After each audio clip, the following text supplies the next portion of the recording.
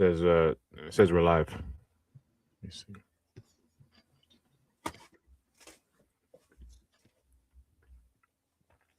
All right, we're good. Good. Okay, Kun. Hey, shalom out there. We're doing a live sit down due to weather, severe weather conditions.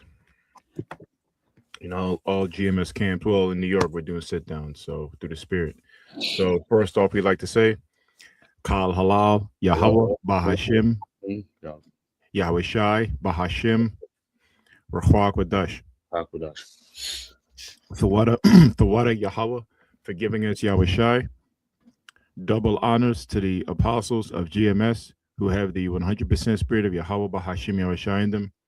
Double honors to the CT bishops, elders of GMS, Arabic Akim, and greetings and salutations to the Akim in this country and all over the world who are prophesying in the true name of Yahweh Bahashim Yahushua, which is none other than the power of the nation of Israel, which consists of you so-called blacks, Latinos, and Native Americans, and anybody who are descendants from those people on their father's side.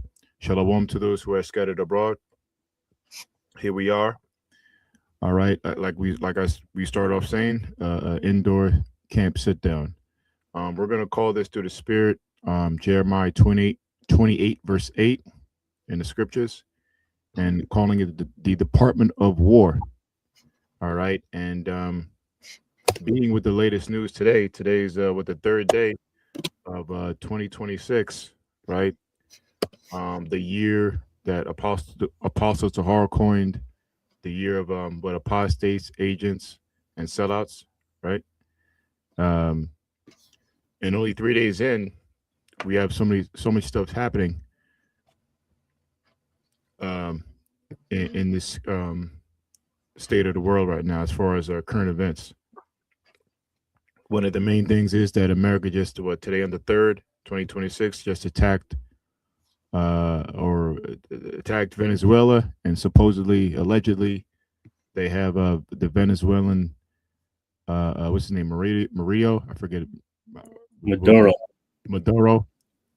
They have captured him supposedly, and he's captured him and his wife, et cetera, et cetera. So, but the main point is that that at the end of the day, the scriptures talk about. Well, we'll get it right now. The scriptures talk about in the last days that the men of the Lord are going to speak against these kind of nations, and again, pointing out that America, the President Trump, what changed the what was it called, the Second Department of Defense, right? And then he changed that to the Department of War, which is a telltale sign of what America is all about, and the scriptures talk about that. So by default, the prophets, when we read Jeremiah 28:8, you would have to speak against America based on their how should I this slogan, or the name that they call the Department of Defense now, Department of War. And again, this action with Venezuela proves what America's about. All right, and the scriptures point that out. So anything to add or? No, I'm just looking some stuff up. I got the article. I got a few articles, but now I'm just looking up. Because I think I heard or read that it was originally called the Department of War. Then they changed it to Department of Defense, and now Trump changed it back to Department of War now, right? But like you're saying, it's symbolic.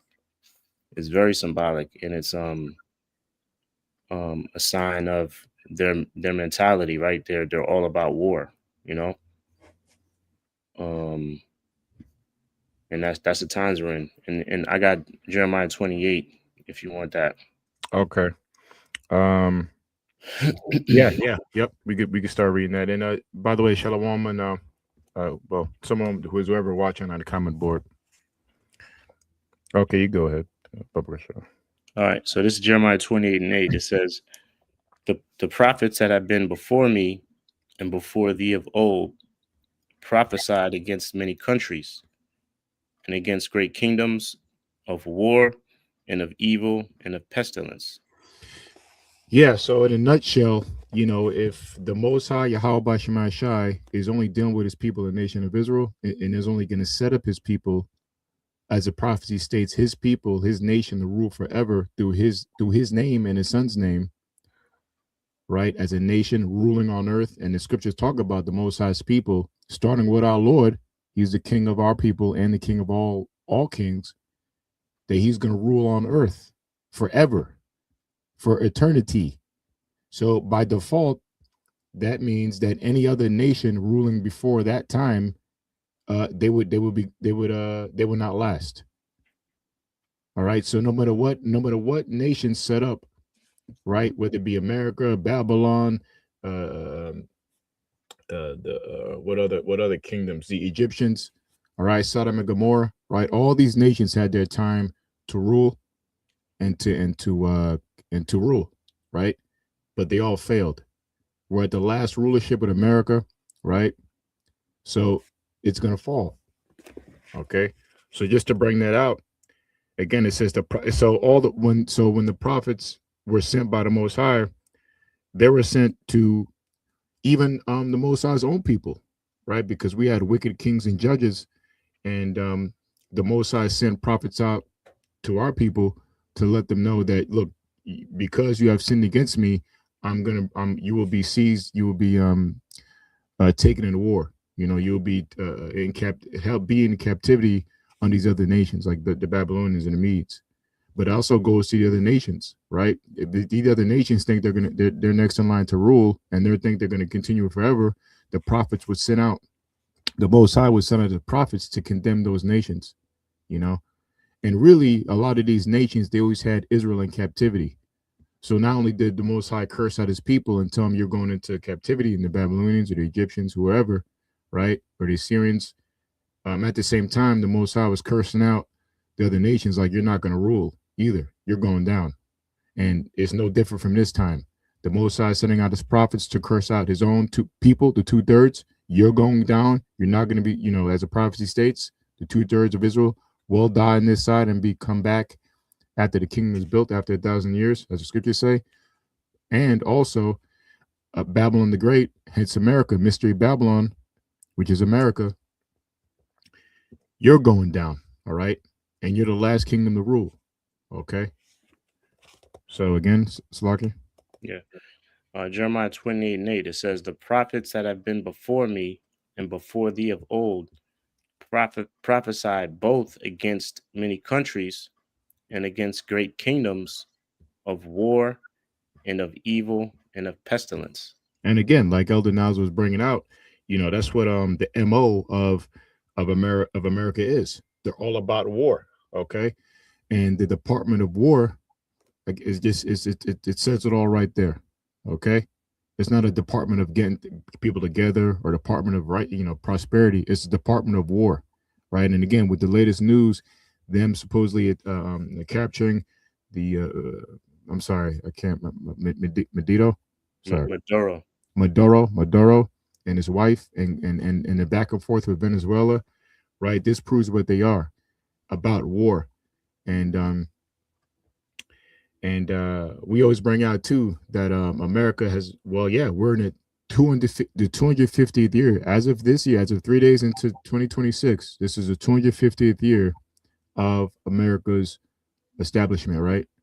And if you look at there's a pie chart out there. If you look at the time span of America's existence, right, from 1776 till now, they've been at war 90% of the time. Okay, I believe they only had like 20 years of peace. Out of 250 years, only 20 years of peace. So we're talking about over 225, 230 years of wartime that America's in. Right? That's all they're about. All right. And so again, it says, so the prophets that have been before me and before thee, though, both prophesied against many countries and great kingdoms. All right, is not America a great kingdom? Right? Was it not called the Golden City? Well, it's in the scriptures, but did not people in the world flock to America for prosperity, to live a good life, and what America was advertising out there, right? So for so many years, so it is a great kingdom, and number one, it's a great kingdom because it's a superpower. After World War II, it became a superpower. Okay, and it's really one of the greatest kingdom since the earth began, as far as power and dominance.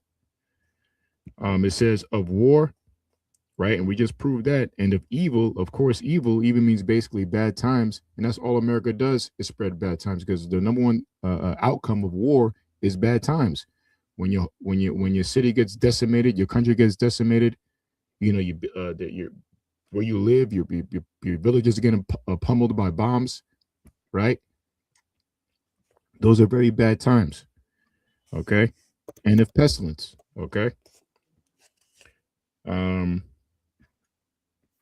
Yep. If you want to add Yeah, something. if I could read. Yeah, so it's funny, right? So I'm reading up on the history of the name, right? So it was called the Department of War from 1789 right up until 1947. I was wondering because I was going to ask you when did they change it? Yeah, so they changed it recently, Right after 1947, right after World War II. the- So it says it says um it says I'll just read this first part. It says early September, President Trump signed an executive order reinstating the Department of Defense or reinstating the Department of Defense original name, the Department of War. The designation used from 1789 until 1947 marks a symbolic return to the nation's early military roots. You see, so the root of America, and we all know this empire is separated in three parts, right? You have the financial, yeah, you have yeah, the spiritual district over there yeah, in Europe, right? Rome and Rome and the Vatican, right? And then here in DC, what is it? The three city states without three getting too cities, off topic. yeah, yeah. You're right. Three city states. Yep. The third one is DC, which is the the military force, and it's saying it's returning to its original roots, showing you that America is nothing more than we always like to reference that movie, that funny movie. What's that called, man? What? Lord of War. Nah, nah. When the creators of South Park, I know you're talking about. police. What do you call it? It's gonna come to me. Well, damn. World. Team America. Is it called Team America? Yeah, Team like America. the movie Team America. They made a spoof out of it, but really Team America was represented. It was like a satire on America, right? And that's the thing that they do. The South Park creators, they put a lot of truth in comedy, right? Yeah, yeah, yeah. But they represented they're really like the police of the world. Yeah, yeah, As like the police of the world, and literally, that's what they are. They're the military branch or force of this this beast, you know. So they go around. That's why they send America. That's why America is always in different parts of the world taking over, right? yeah, In this situation, they're in Venezuela doing the same thing. They make up some shit. No, they're saying their leader is the devil, and we have to stop them. They're hurting women and children. Meanwhile, their allies do the same thing. Look what the small hats are doing. yeah. It's always some like elementary description of what these whenever they invade, what they're doing. It's always they're killing their innocent civilians. They're we have to stop them. The access of evil. It's always the same thing, right? With Gaddafi, with Saddam Hussein, right? Now with this guy, now it's always the same thing. But what about America, right? Look at their history. Anyway, Yeah, and you know the real reason is they're just going over there for their oil. You know, yeah, that's the real resources. reason. But so back to this thing here. I just wanted to read this one part.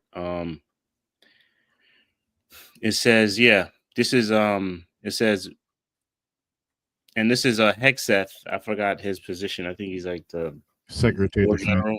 What? Secretary of Defense. Yeah.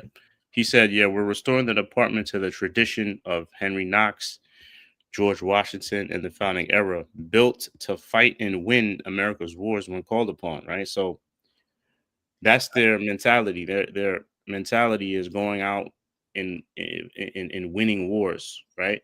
Mind you, this is supposed to be the era of so-called peace because we got the small hats back, according to prophecy. When the original people go back to the land, like the prophecy states, Isaiah, I think it's Isaiah 2.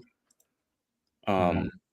When all peace should be out, all peace should be throughout the whole world. But obviously, that's not the situation. Where you know we're in constant war right now. We're in more wars on globally than ever before, right? Which proves another prophecy: wars and rumors of wars. But I that's got just oh, yeah, that's just to show you how they think. They're thinking of which is all being done by the Most High. He's putting the spirit on America to be into a war, right? And not only America, all the nations throughout the whole world, the top nations, their their their number one goal is to all of their decisions are based on war. You know, yeah. So that's pretty much it. I have a quick word for you. I got a quick precept, then a word. So based on the vibration of America, Babylon the Great, it says Proverbs 13:10, right? It says, "Only by pride cometh contention, but with the well advised is wisdom." Um, you got it, Doc, if you want to go into that. You said okay. Yeah, this is Proverbs 13, and I got contention for you. This is Proverbs 13:10, based on which the vibration of America, Um, Proverbs 13:10. Only by pride cometh contention, but with the well advised is wisdom.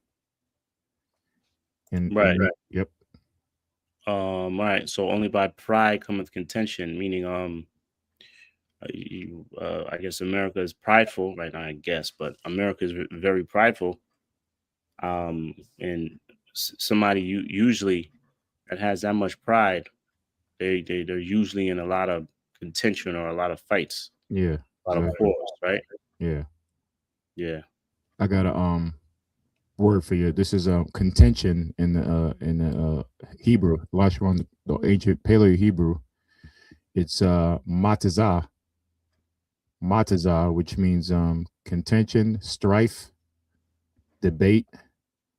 It says quarrel, debate, strife, strife, contention. Let me see one thing real quick. And then when you look at the root word of that, it's natazah, right? And it says strive together, laid waste, to struggle. It says to make desolate, fall in ruins. So all this describes, basically war, or fighting. To make desolate, fall in ruins, to strip off, to strive against. What else?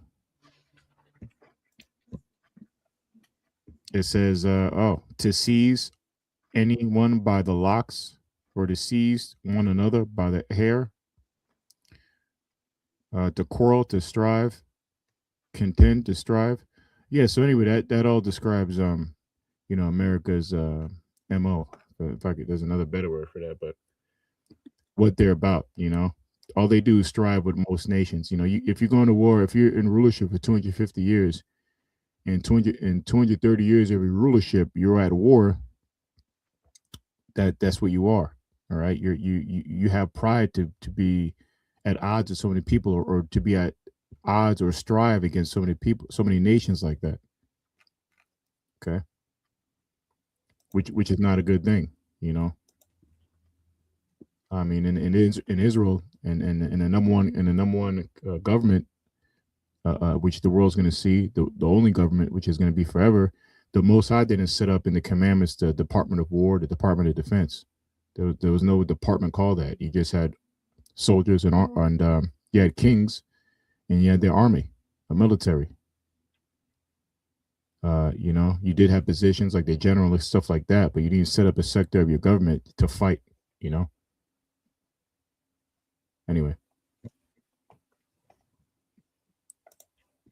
Yeah. Because that's the thing. America just pushes, out of all the things that are essential to life. You wouldn't, if you look at America and their philosophy, they're all about war. They're all about fighting. They're all about, like I saw something from Trump saying, we need to occupy Greenland for security purposes. Like the question is, why are you so defensive? What's this obsession with being so on the guard? Or it's almost like being paranoid. Again, they want to occupy Greenland because it's for security purposes.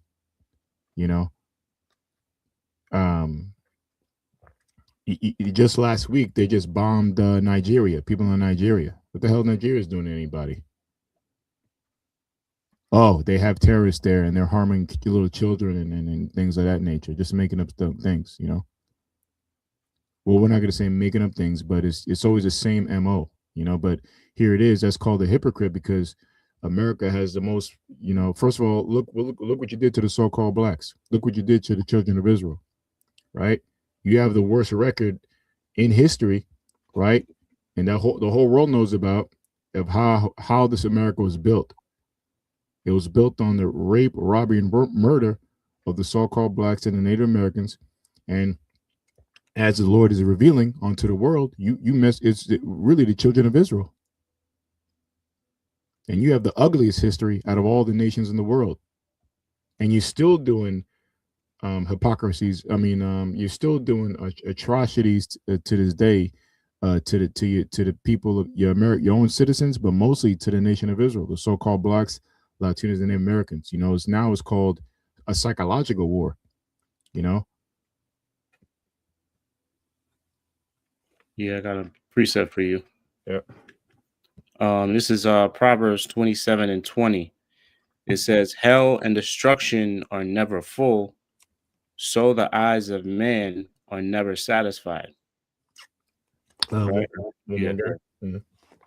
It says, Proverbs 27:20, "Hell and destruction are never full, so the eyes of man are never satisfied." Yeah, so just giving a comparison, hell and destruction are never full, but the eyes of men are never satisfied, meaning that no matter the scenario, he's not satisfied with peace. If you want to go into that. Yeah, like because you had brought up Trump. You're like, yo, why would you want to, like, why are you always so paranoid, and you want to take over Greenland, you want to take over Venezuela, all these countries, you bombing Nigeria. Why do all these things? We know why they're doing it. They're doing it because they just want something that they have. They want a certain resource, Yeah. But here it is. You have a lot of I mean, that control is slipping, but you have already a large control of the world, a large influence over the world, but yet you still want more. I got a quick precept for you. Mm-hmm. This is St. John chapter 10, verse 10. It reads, out of the Lord's mouth, Yahweh Shai, it says, the thief cometh not, but for to steal and to kill and to destroy. I am come that they might have a life, and that they might have it more abundantly. Yeah, But it says the thief cometh not but to steal, kill, and to destroy, and that's the characteristic of a devil. You know, which in this case is none other than Esau. You know, their main thing is it's like and they can't even help it, right? We joke about it, but that's something like they can't help it. They're all their decisions and choices are all guided by money and war, war, yeah, and violence, violence, yeah.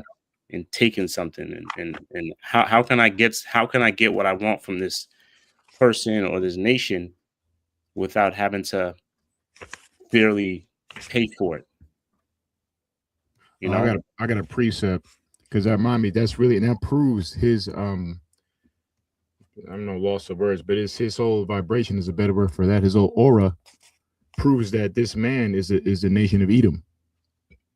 All right, because really it's America, like you said, is part of the three city states. You know, you got the Vatican, which is your religious state. You have your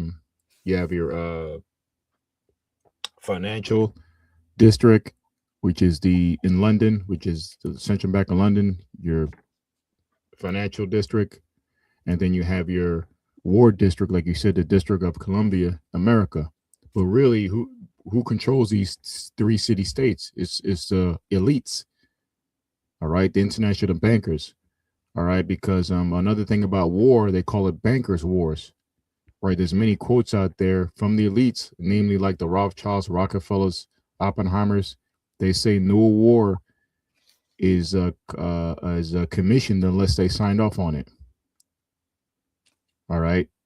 So wars are basically created, and also another phrase for war is called a banker's war, meaning it's all about money because they're funding both sides, and that's how they and really and that's the nation of Edom. So it goes back to the proven that with those aspirations, you know, those violent aspirations by war, it proves that they're the nation of Edom. Okay, because that goes back to Esau's blessing. So this is Genesis chapter 27, verse 34. See if I get to the point. This is when Isaac was given the blessing to Jacob and Esau. And I just want to go to the point in this. And when he got to Esau, he gave him a blessing. So let me see where I'll read. Okay, this is Genesis chapter 27, verse 38. It says, And Esau said unto his father, Hast thou but one blessing, my father? Bless me, even me also, O my father.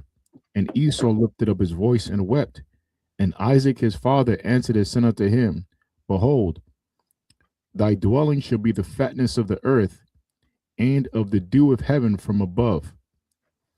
And by thy sword shalt thou live, and shall serve thy brother, and it shall come to pass when thou shalt have the dominion that thou shalt break his yoke from off thy neck. So again, it says, and Isaac his father answered it, said unto him, Behold, thy dwelling shall be the fatness of the earth, and the dew of heaven from above.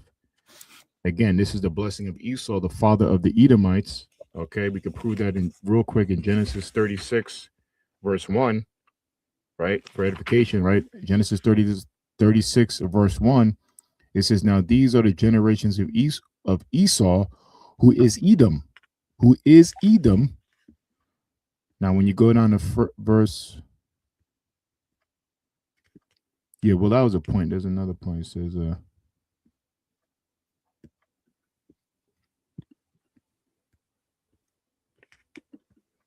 okay, Slack, right here, Slack here.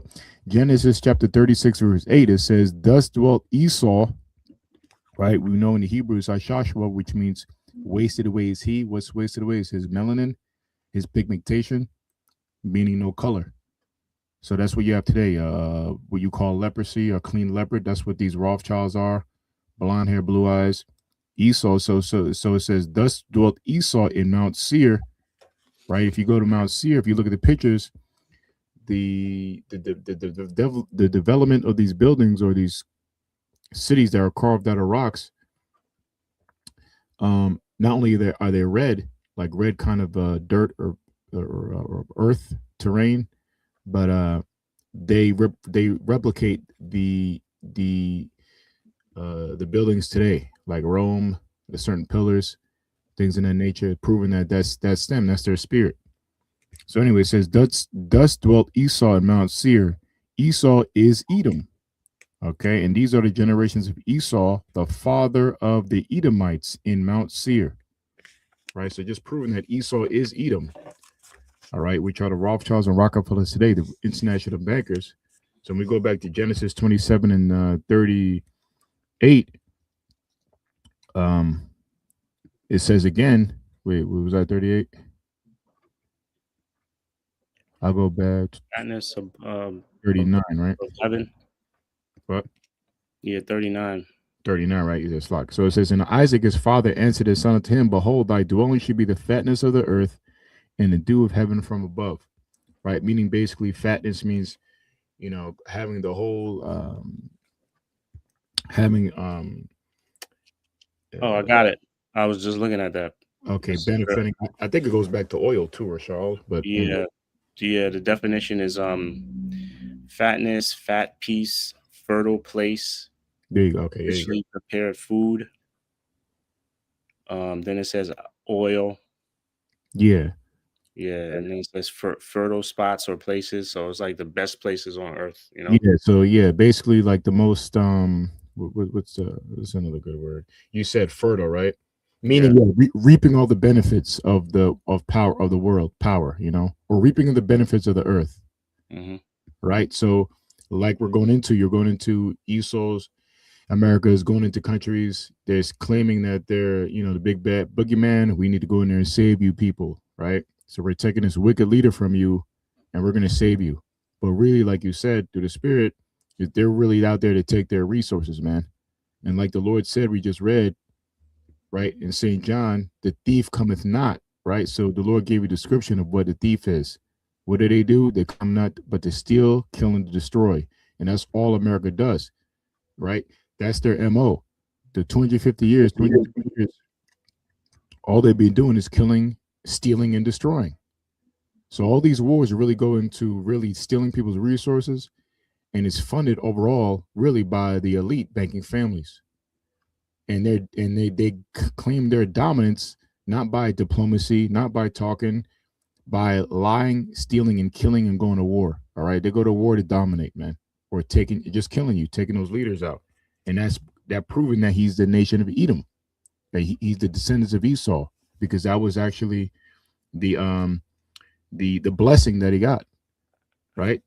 So it says, I'm sorry. So you read the fatness, which represents the how to phrase it again? It said fertile. Yeah, fertile. Okay. Fertile places. Fertile places, right? Fatness of the earth and the dew of heaven from above. And it says, and by thy sword shall thou live.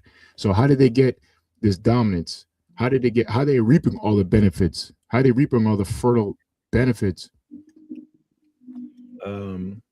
Fertile means like to grow, right? I believe. Yeah. Okay. Like, Yep. Okay. Yeah. So how they reaping all these things that grow from the earth? Well, they're stealing it, right? And also, but they're doing it by war, because once they occupy land and steal it, then they reap all their resources, and one of the main resources, besides the food and all the stuff that they've been taken from, food, resources, gold, precious metals, is what? Oil too. Okay. Because that fatness goes back to the word oil. All right. And we know that's a whole other topic, but that's another thing that they seize from all these nations, right? Oil, all right, because of the Rothschilds, that was that's how they really went to another level in the early 1900s. If you look at the documentary Pump, that was one of my favorite documentaries. I learned a lot. It talked about how I forget with Rothschild. I think it was the Rockefellers, right? No, it's like it was a Rockefeller. Yeah, David D. Rockefeller. He basically monopolized oil. And after certain wars at that time, they didn't know what to do with. I think it was after before World War I. I forget. I know at the beginning of 1900s, they had leftover chemical. They had leftover war chemicals that they used for war, and they decided to use that, put that in medicine and plastics and products. But all these were oil. Like a lot of these medicines is called it's called Oil base. yeah, oil. Damn, I always know the word. Petroleum, um, petroleum based medicine. I'm saying it wrong. Petroleum based. Which means basically it means oil. Okay. A lot of these plastics, everything you see is from an oil. All right. And another thing, another thing might blow your mind. Proving this guy's really the devil. I did a show on it, but really the second most abundant liquid on earth is oil after water. That's a whole other subject. And I did a show on it. They had a G20 summit on that, and the scientists brought that out. But they hid it but Rockefeller, he was at that summit, and they decided to kind of hide that, or manipulate that information. So really, oil is not scarce, but these nations, or starting with Esau, makes it seem like they're scarce, and that's really wicked, because all this, and they're able to, manipulate gas prices, or the barrels of oil, when telling you that there's a scarcity when there's not, you know. But really, that's really how they got their power, because oil is the number one source, and there's many other forms of uh, um, um, power you can use, you know. But the main thing that they want to monopolize off and use is oil, because they have control of that.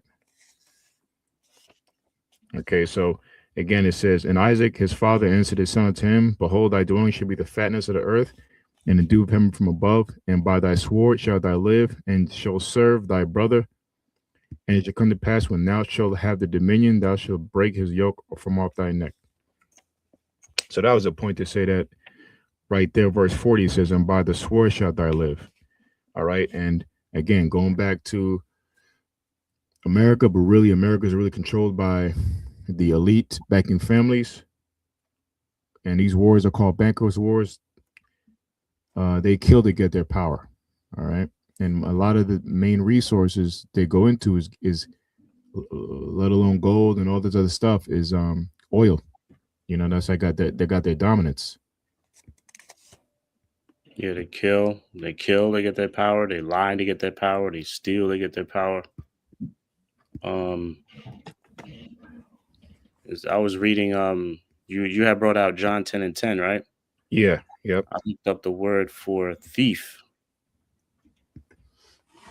and it says an embezzler or pilferer. Excuse me. Okay. A pilferer. Pilferer. Pillage. That definitely, it means pilferer. Pilfer is basically means to steal. So it says a pilfer. A pilfer is to steal. So a pilferer is like a somebody that steals, like a thief, pretty much. Thief. Oh, okay, con. And then it says embezzler, which embezzler, like money, right? Yeah, let me get what it says. It says embezzler, steal or misappropriate money. Embezzler. Right? Yeah.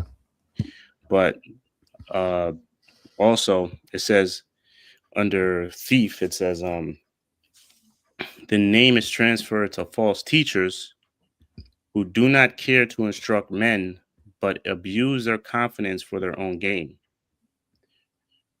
Right? So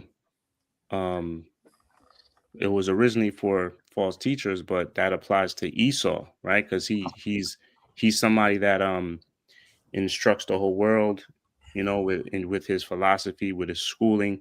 Yeah. Right. But they everything they do is for their own gain, right? Yep. Yeah, like they say, oh yeah, we have free education here, but education here is just it tries to mold the minds of people just to become. Matter of fact, that's in their curriculum, right? They say it might have been Rockefeller too that said that. Actually, yeah, he was responsible for how school is today. Indoctrinate. Right. He wants to. His goal is to just make good workers, Yeah, not leaders. like thinkers. Yeah. Right. So that's why school is very similar to like a jail system, right? Yeah. A lot of similarities to that because they want servants. They don't want independent thinkers. So they constructed education to produce servants, but that's big, right? Because the definition of it says basically a person that instructs people, um, but abuse the confidence that people have on them for their own gain, right? And that's man, this picture of Esau should be right here, What's that definition for again? What's that? thief in Oh, John thief. 10, Con. right? And it says, and this is the scripture says, a thief cometh not but for to steal and to kill. I'm sorry, it says a thief cometh not but for to steal, kill, and to destroy. And that's what Esau does, right? He wants to steal from you, he wants to kill you, he wants to destroy you for his own gain, right? And he does that, or he's allowed to do that by gaining the confidence of people, right? Like he went into Venezuela and does whatever he wants to do. He posts online or he tells the people, listen, we did this, we did a good thing. You got a lot of people that follow Trump. Yeah, Yeah. America, we did a Yeah. good thing. Yeah. He's abusing their confidence that they have in America, in Trump as a leader, when he's just a damn thief, man. The only Yeah. reason why he did that is to gain oil, Well, is to remember, gain their resources. I'm sorry to, you got me excited. Yeah, just to back you up, Trump, just this week, or it was last week, is like, yeah, I just got to update Venezuela under U.S. attack. So yeah, Trump said last week, he said, yeah, he said we took the another oil tanker. And he said, "What are you going to do with it?" No, he didn't even ask him. He said, we have the other oil tanker." And he said, "We're just going to keep it. We're going to keep it." That's called stealing. He said, "Yeah, we took it. We're just going to keep it. We're just going to keep the tanker. That's the solution." But it was just crazy the way he says it. Yeah. Another person would have been like, yeah, well, we'll try to redistribute it to see. Yeah, You it would have see some been. bullshit. Well, Trump didn't give a fuck. He said, we're keeping it. yeah, he just said we're so. Yeah, that was just crazy the way you said it. But just backing you up, like basically, you're just saying you stole it, man. You know. And hey, man, it's playing it right in front of your eyes, man. What we're talking about is happening. That's what the scriptures do. It's happening in real life. The scriptures is a living document, man, and we're in that time. Okay. Yeah, Yeah. this article, the title says, when Maduro captured, Caracas bombed, no congressional authority. Then it says Mexico next, question mark. Oh yeah, Colombia, yeah, right? So they're not stopping at Venezuela. yeah. Mexico today, I got their alert, but suppose an earthquake happened, right? Mexico City, Oh, I knew that. a major earthquake. So I'll just say HAARP. Hmm. And I'll leave it at that. But it's like all these catastrophes. We know it's overall the Most High. But if you know the know, if you're in the know, yeah, they every country that they have odds with some major natural disaster happens. So with the earthquake in a major city, and guess who's there to help fix it up? The bankers. Mm-hmm. And that comes by way of contracts that you can't get out of, like a web. I'm trying to get Russia today because I think I saw something on that. Oh yeah, some. No, I just read John 10 and 10. Were you done with Genesis? I think you were reading Genesis.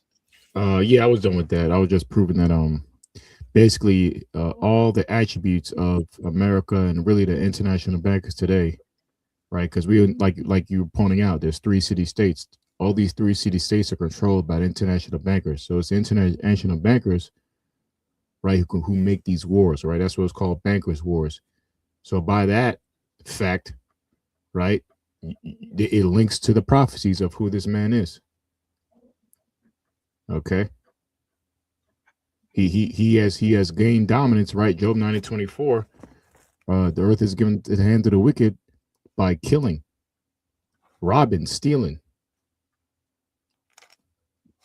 Okay, and this thing in Venezuela is no different.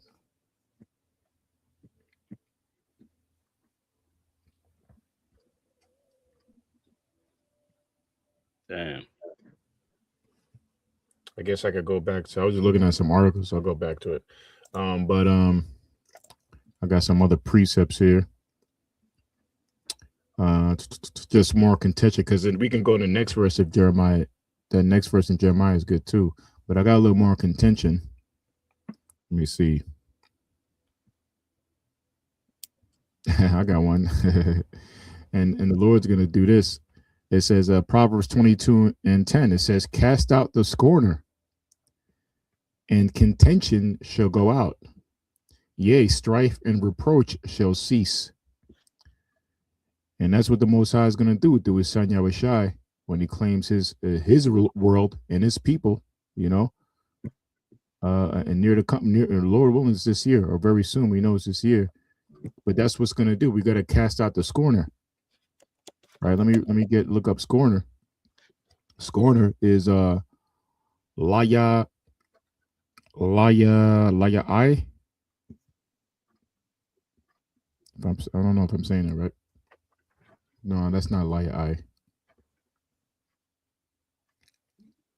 I got the regular definition, not the blue Okay. letter. Laya ice, I think, but it says scorner, scorn, interpreter, a mocker. That's definitely Esau, because the ultimate mockery in its purest form is you mocking against the Most High, right? How'd you mock the Most High? You first of all, you depicted the Most High as having leopard skin, right? Making him look like the wicked, right? Making him look cursed, making him look like an Edomite, which are the basis of men. Ambassadors. So these people are ambassadors of contention, ambassador of strife, of war, right? Ambassadors. So yeah, that's Esau. Mock, deride, ambassador. To speak barbarously. Oh, to speak barbarously. That's good. To deride, to mock. Yeah, so interpret, foolish, impudently. Impudent means stupid. So yeah, so all these words describe. So we go back to Proverbs 22 and 10. To cast out the scorner, right? Cast out the mocker, the stupid, impudent one. What other words? Right? And contention shall go out. So that's what Esau is. His whole vibration, you know, his whole spirit. Damn. Impudent means without shame. What happened? Impudent means without shame. See? Or shameless. Shameless, yeah. So that's Esau. Who's more shameful than this demon? Shameless, yeah. Okay. So cast out the shameless one. You know, any other words you want to bring out? Because I gotta keep going back and forth with my memory. Yeah, cast out the boaster. Cast out the arrogant one. You see? All right, cast out the let me see what else, good other word. Cast out the mocker. Cast out the foolish one. See, all these describes Esau, the wicked. I got a definition of scorner, right? It says, real quick, it says a person who expresses contempt by remarks or facial expression. Mm. And it says a disagreeable person, unpleasant person, a person who is not pleasant or agreeable. Yeah, and that would be hands down the wicked, the nation of Edom in its purest form, because we're talking about truth and lies, right? The ultimate truth in its purest form is the Most High through His Son Yahushua upon the nation of Israel and the elect, right? That's the truth. Anything that goes against the Most High's truth, with his starting with His commandments, His statutes, right? You talk against that, right? If you don't agree, how should I, you don't agree with that, that will make you a scorner, right? If you're mocking the Lord's commandments, that'll make you a scorner. Any other words? That was a good one. Yeah, because Disagreeable. oh yeah, there you go. Yep, not agreeable. Okay, he doesn't see this man doesn't agree with the truth. Okay, It says, so yep. it says an arrogant or opinionated person who resents correction, Oh man.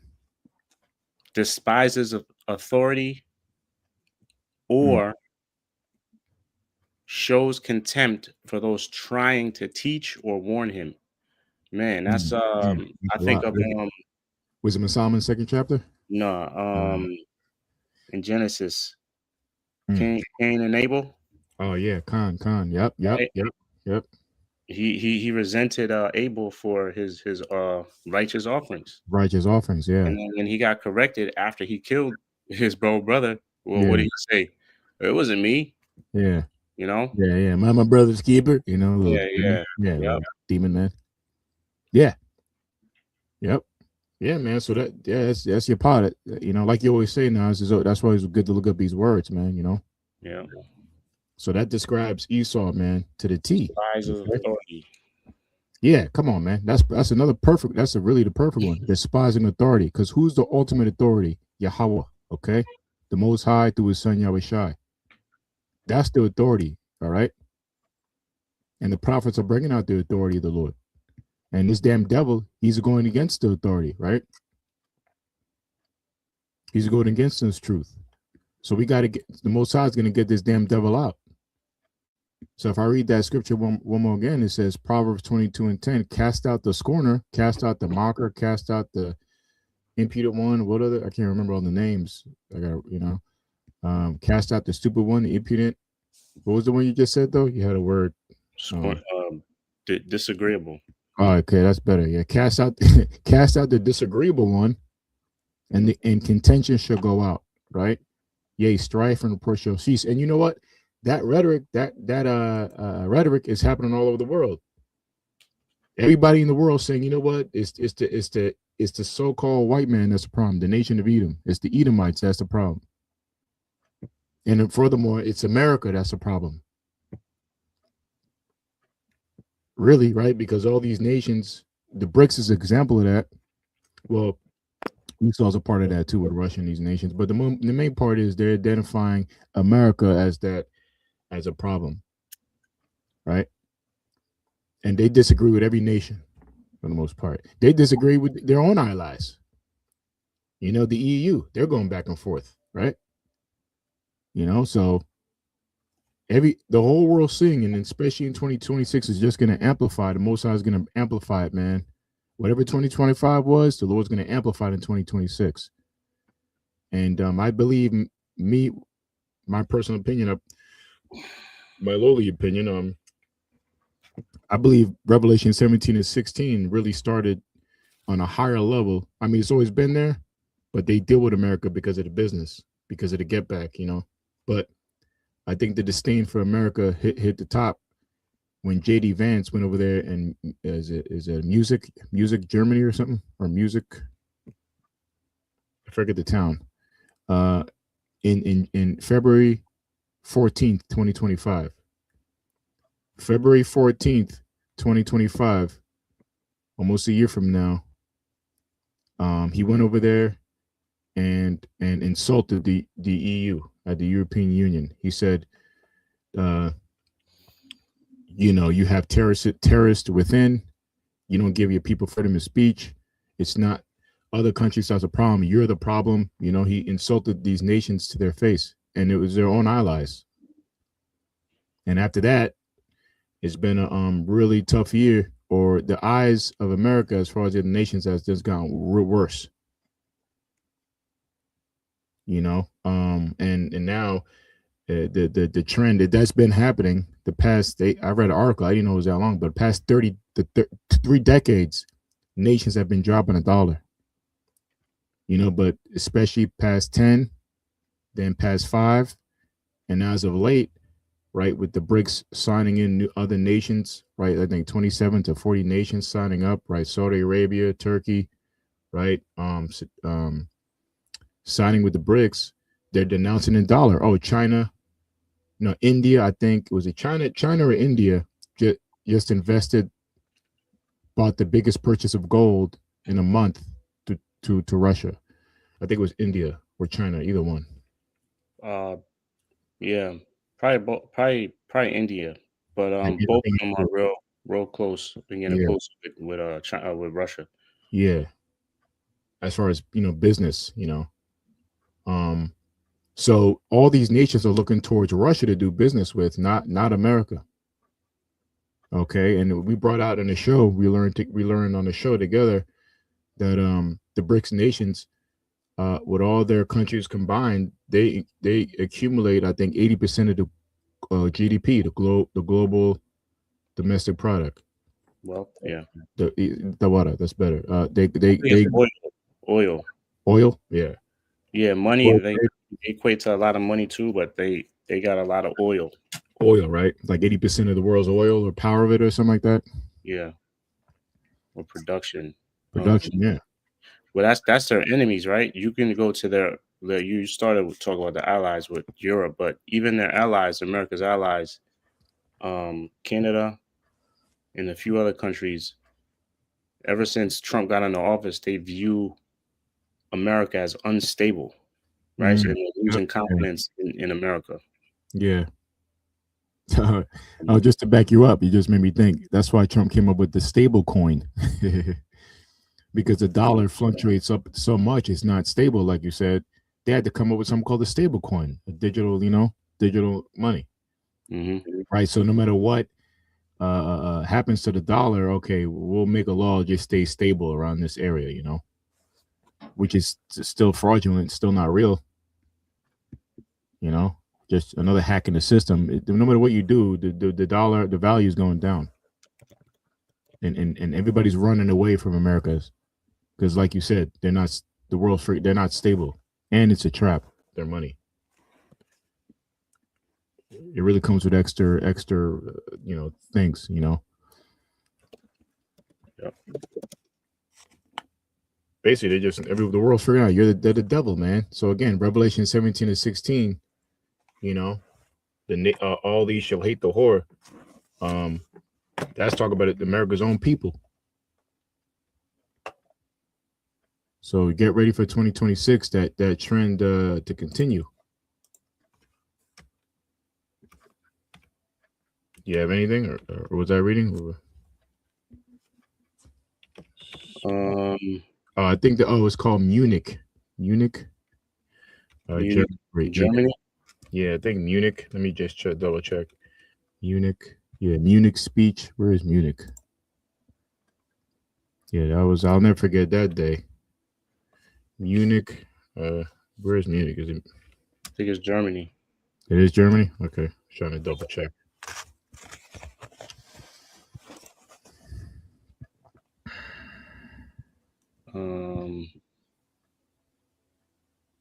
I think you were reading. I was reading contention. But that was it.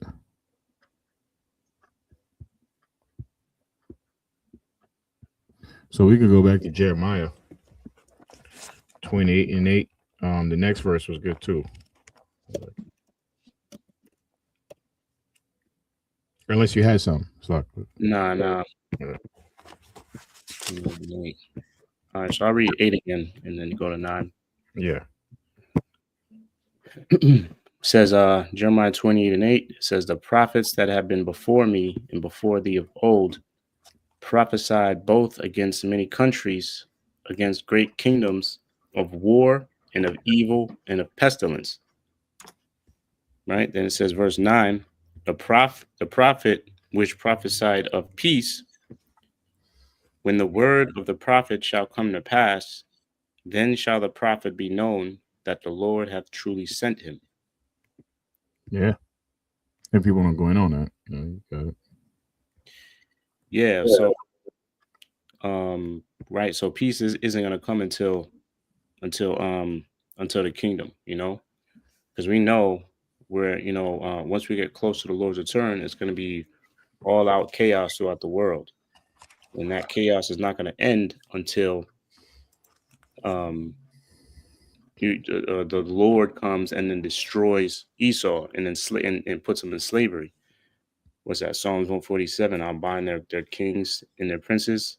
Yeah. Right. I got a quick one for you. We know once that happens, that's when all peace is going to come. I got back here. I got a precept for you. Mm-hmm. Just on your peace point, right? When the Lord come back. So this is Isaiah 2, right? And its title, look at it. It says God's universal reign. So when the Lord comes back, like you said, there will be peace. There's the proof. That proves that the small hats over there, they're not the people, because they're nothing but war. More wars every year when they're with those people over there. They're not the people. Isaiah really peace throughout the whole world, starting with his people. Isaiah 2:2, and it says, and it shall come to pass in the last days that the mountain of the Lord's house shall be established in the top of the mountains and shall be exalted above the hills, and all nations shall flow onto it. Yeah, and that's the mountains represent government. Right. So the top nation or government on earth is going to be Israel, right? Under the leadership of Yahweh and Yahweh Shai. Physically, Yahweh Shai is going to be here on earth. Spiritually, the Most High is going to be here throughout the whole earth. Yeah. And this is something that hasn't happened since in a long time, Yeah. So everybody's going to follow our statutes, our laws, our ways. If you don't, you're gonna be punished. No more worshiping other idols. Yeah. Everybody's gonna speak Hebrew. All nations are gonna speak one language. Have your beard, grow your beard. A fucking beard, yeah. Yep. No more heathens doing their heathen ways and worshiping their heathenistic idols. No more of that. That's all finished. So you other nations better enjoy your heathenistic practices now, because under the New World Order of Yahweh and Yahweh Shai is going to be a new reign on the earth. It's going to go back to it's going to go back to Israel ruling. And it's going to be that, and that top nation is going to be the you so-called Negroes, Latinos, and Native Americans, the Israelites. Right. So that's what I was. Were you reading Isaiah or Micah? Isaiah 2. Oh, there's one. Oh, okay. It does say a Micah 4, 1 and 5. Of course, it's the same thing. Yeah. Oh, yeah. Okay. I already know that. I'll read to verse 5 for you. It says Isaiah 2:2. It says, and it shall come to pass in the last days that the mountain of the Lord's house shall be established in the top of the mountains and shall be exalted above the hills, and all nations shall flow onto it. And many people shall go and say, come ye, let us go up to the mountain of the Lord Yahweh Bashim Shai, to the house of the God of Jacob, and he will teach us of his ways. Just like you said, and we will walk in his paths, for out of Zion shall go forth the law and the word of the Lord from Jerusalem. You see, exalted, right? And all nations are gonna what? They're gonna learn our ways, man. They're gonna learn our ways. Let me see some. I'm looking up exalted. says to lift, to bear up, Yeah. support, sustain, to be lifted up, rise up.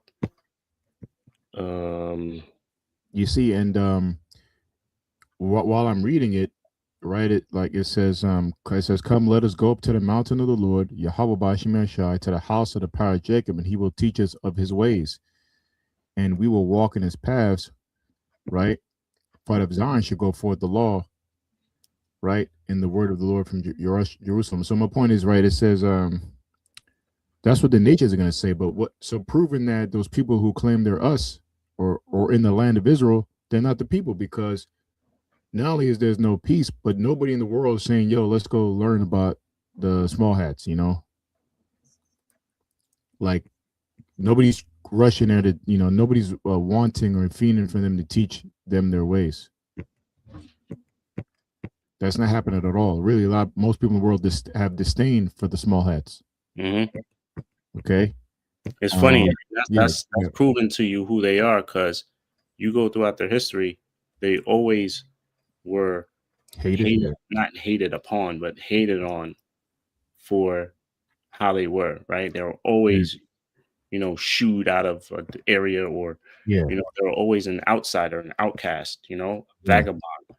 Yeah. Right. So even in his kingdom, which is this is his kingdom now, Yeah. in the height of his rulership, he's still like, he's still not the guy, man. Even though he's a guy, still looked upon as like a heathen, vagabond heathen, vagabond, dirty heathen, heathen, man. Yeah, you're correct. He's still like, ain't nobody trying to follow this trend. Ain't nobody trying to get them stupid curly locks and wear all black, right? Dumbass hats, because not only the laws, but you're gonna, nature's gonna be wanted. They're gonna emulate us. They're gonna want to be us. But that's what empire does. I remember Paul Starr brought it out.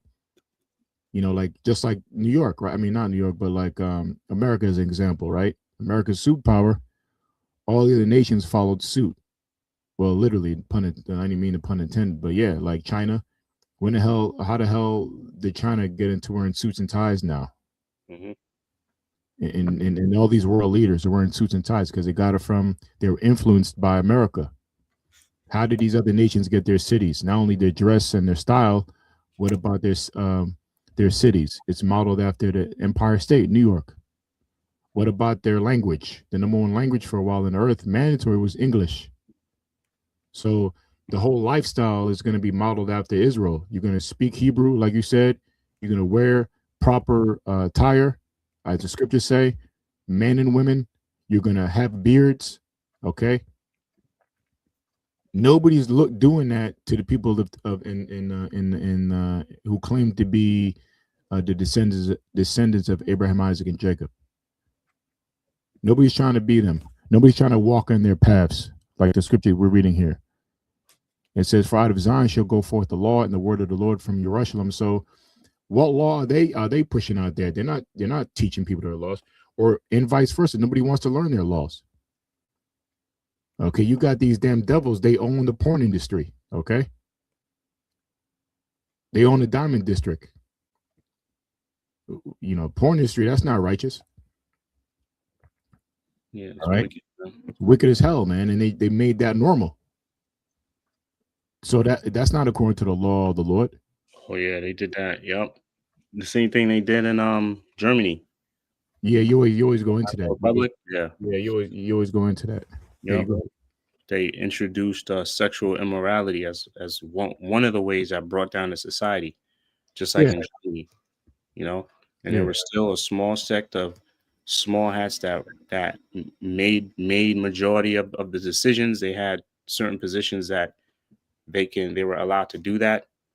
They were the small hats at that time were overly represented, right?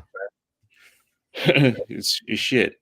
That's the reason why I don't know if I would get banned for saying his name, the guy with the mustache. That's why he rose to power and prominence, because he was going against them. He was going against him, yeah. Well, you said it right. That was a nice way to say it. The guy with the mustache. The guy with the mustache. We know World War II. who that guy is. That spirit, I was just thinking about him too, like how they take over all these, like Gaddafi and all these other people, paint him as a bad picture. Yeah. But when I did the history, when we got into truth, I was like, wow, that was one of the first things we researched, and he was really trying to bring glory back to Germany. Yo, I seen. So sorry. You got. I seen a translation of his speech, right? Because one of his speeches, they have him speaking. He was like, speaking. He was all, all in his. I don't want to say his spirit, but he was like all passionate about his speech. Yo, that speech. I don't know why anybody ever thought of to break it down. Or I wonder what he's saying. They never go into what he was actually saying. What he was saying was actually things that were like anybody would be against, right? Because he was like, basically, he was saying, I'm not talking about anybody in particular. It's just a guy I've seen in history with a mustache. Yeah. He was saying, we got to get rid of these books that introduce sexual immorality. Going on, but that some guy, that burned a bunch of books. Those books that they were burning were books like that introduced that sexual immorality. See, see. You know, but they make it seem like he's burning. What, he burning the Bible? What they teaching? Yeah. See, that's it. Because he was trying to bring glory back to Germany, because Germany was blamed for World War I, and that wasn't their fault, But it's like right. I don't know how we got on this, but no, because it was Isaiah. Right. Yeah, nobody's going to these people today, proving they're not the people, because nobody's going to them to learn their ways. They're trying, like you said, use this mustache man as the example. They were trying to fight against their ways, and they were introducing immorality, which is not the law of the Lord. That's not in the scriptures. And that's just one example. Look at my bad. You can finish your point. My bad. You were going in. No, go ahead. I was just saying the Pink City. You know what I mean? Kosher and a pig. See, they're not the people, man. Okay, we're reading here. All nations are going to run and flow and learn the ways of our people. Yes, some will get beaten down, but basically you're going to know his truth. So it's not going to be a fight amongst all. People are going to want to learn. Be eager to learn the ways of the Lord, this righteousness. Verse 4, it says, and he shall judge among the nations. 3 again. It says, many people should go and say, come ye, and let us go up to the mountain of the Lord, to the house of the power of Jacob, and he will teach us of his ways, and we will walk in his paths. For out of Zion shall go forth the law, and the word of the Lord from Jerusalem.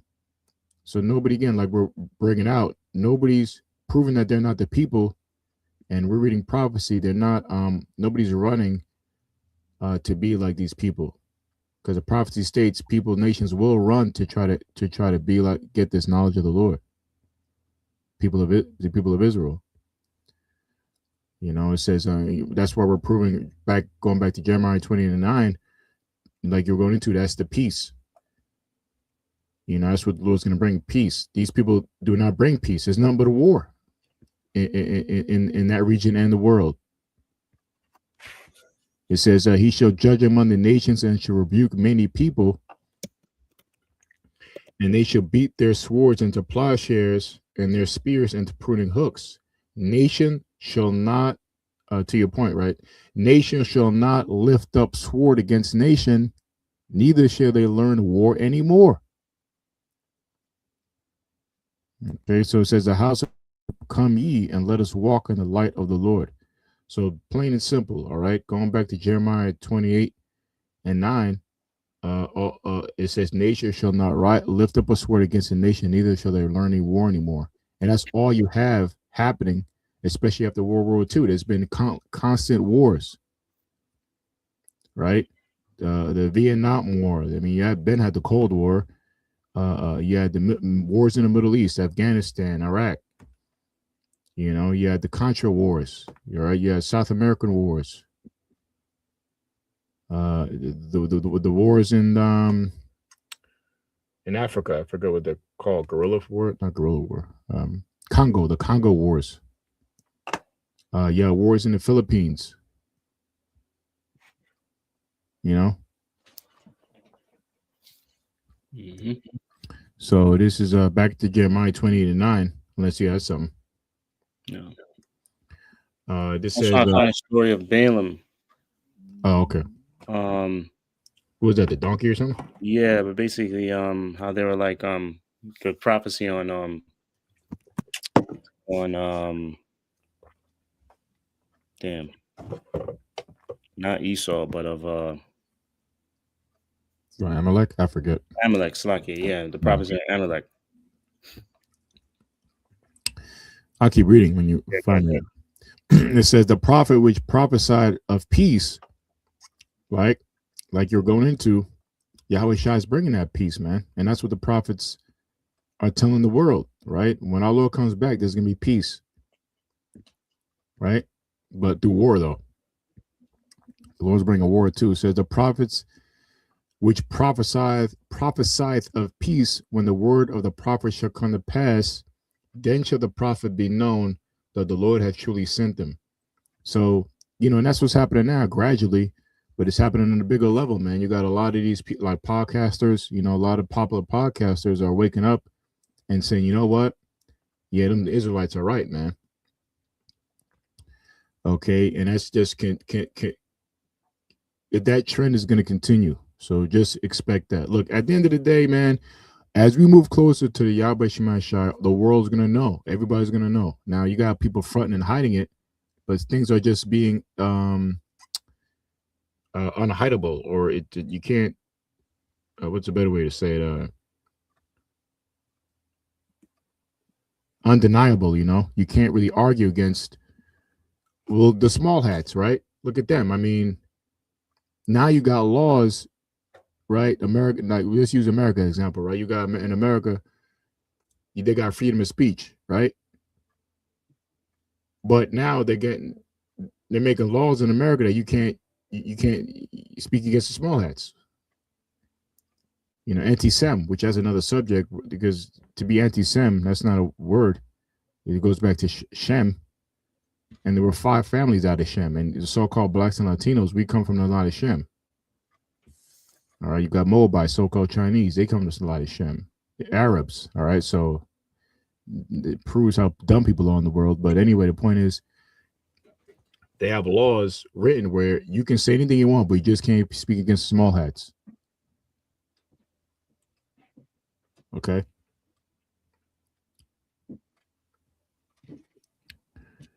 I forgot what I was saying, but it says the prophet which prophesied peace, the word of the prophet. Yeah. So all these things, people are waking up to, like the hypocrisy of these people, right? You know, you can make mockery of other people, but when it comes to you, oh no, you can't do that. Now you get arrested.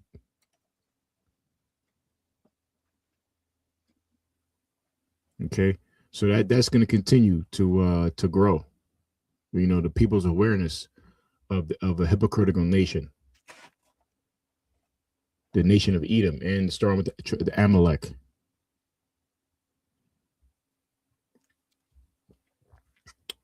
That was it for that one. I think I found it. Okay. Yes, and I was looking at the wrong chapter.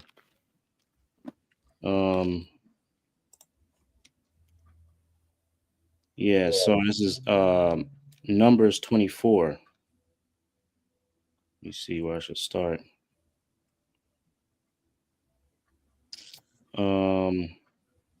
I'll just start at 15. It says Numbers 24 and 15. It says, and he took up his parable and said,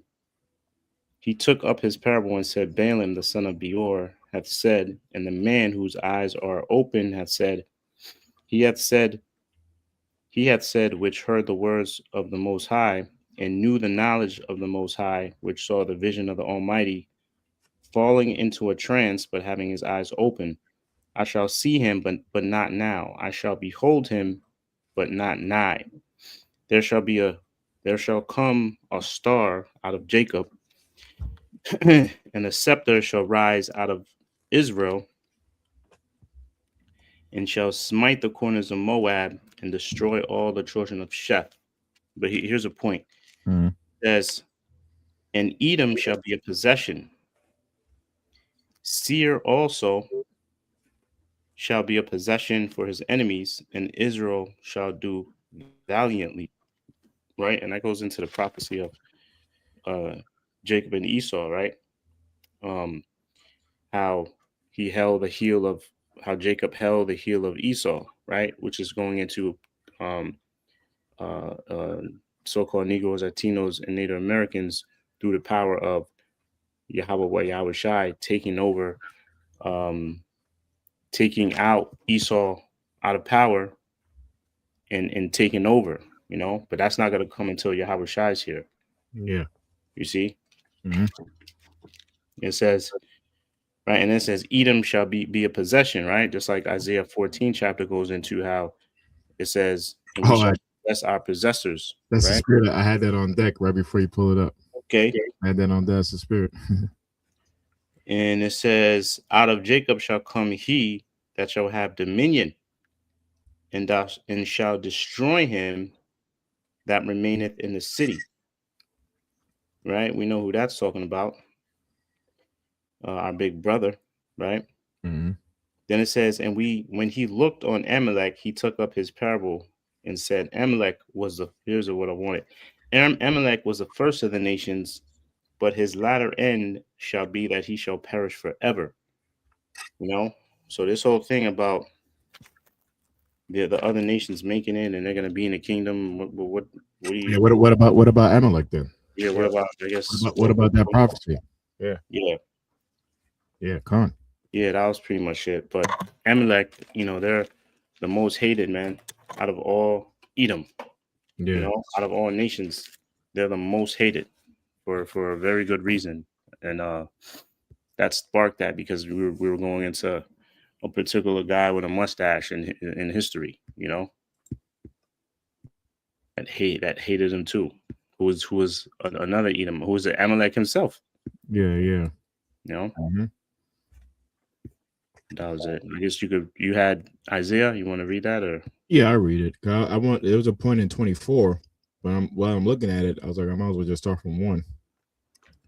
I'll just read it. It says, "For the Lord Yahweh will have mercy on Jacob, right? And the Lord had mercy on us through His Son Yahweh Shai, all right, which means a gift.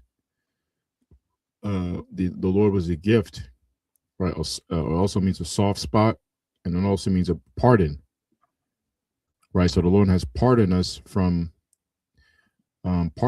judgment, which so He pardoned us through our Lord's blood, His sacrifice.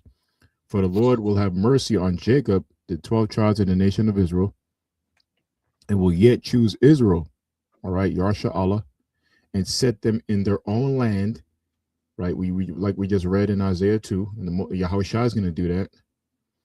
And the strangers shall be joined with them, and they shall cleave to the house of Jacob. Okay. And them strangers are the Israelite foreigners, okay, that were scattered abroad. Let me check that word there. it might be Gar, I think. Goyim, or is it a Gar, I think it's Gar. It might say. oh, the ones that's the scattered, right? Just double check that. Yes, yeah. Yeah, okay. So it says strangers. Yeah, you're right. Yep, guards. Yep, yeah, yeah. So the Israelite foreigners. Mm-hmm. Okay. Yeah, yep. So again, and the people shall take them and bring them. Let me read that again. It says, "Yet choose Israel and set them in their own land, and the strangers, right, the Israelite foreigners, shall be joined, right? We join back together with them, and they shall cleave to the house of Jacob. That's right. And it says, and the people shall take them and bring them to their place, and the house of Israel shall possess them in the land of the Lord for servants and handmaids, and they shall take them captives, whose captives they were, and they shall rule over their oppressors. Now, verse 2 is talking about the Israelite foreigners getting with, being under the umbrella and the spirit of our Lord, and with that happening, that now the Lord has set us up to rule over these other nations, have rulership of them, and they're going to be our slaves, servants. A servant's a slave, a slave's a servant. Right, a possession. Okay. Right, that's why it's in Edom shall be a possession in Numbers. Yep. Or Emlech, right? It says, no, and in Edom shall be a possession. Yeah. Yep. You just read that, right? And right. Yeah. Seir also shall be a possession. Now, Seir represents the land. Con. It says, Seir also shall be a possession for his enemies, and Israel shall do valiantly. Yeah. What's that you got there? That's Numbers. Numbers what? 24 and 18. Like Apostle Ramlab said, precept that. Precept that. Apostle Ramlab, precept that. Precept that. Yeah. All right, let me precept that. I'm sorry, Numbers 24? 24 and 20. Yeah, that's a good one. I'm sorry. 18. Numbers 18? No, 24 and 18. 24 and 18? Okay. Numbers 24. Yep, that's a good one. Yep. It says, and the people, back to Isaiah 14 and 2, it says, and the people shall take them and bring them to their place, and the house of Israel shall possess them in the land of the Lord, just like you read in Numbers. Okay, for servants and handmaids, right? Oh, son. And handmaids, that represents like concubines in a way. Okay, that's what handmaid is. Yeah, the slave. Yeah, handmaid. Handmaiden. Handmaiden. Yep. Yeah, it says woman servants. Okay. Yeah, I'm reading it now. In the Hebrew is shapacha, which is a handmaid, a maid servant, a bondwoman, maiden, woman servants. Okay, a wench. Ooh, see, that's a concubine. Slave girl. Okay. It says of dress speaker, humility. Yeah, you're going to be humbled. As belonging to a mistress.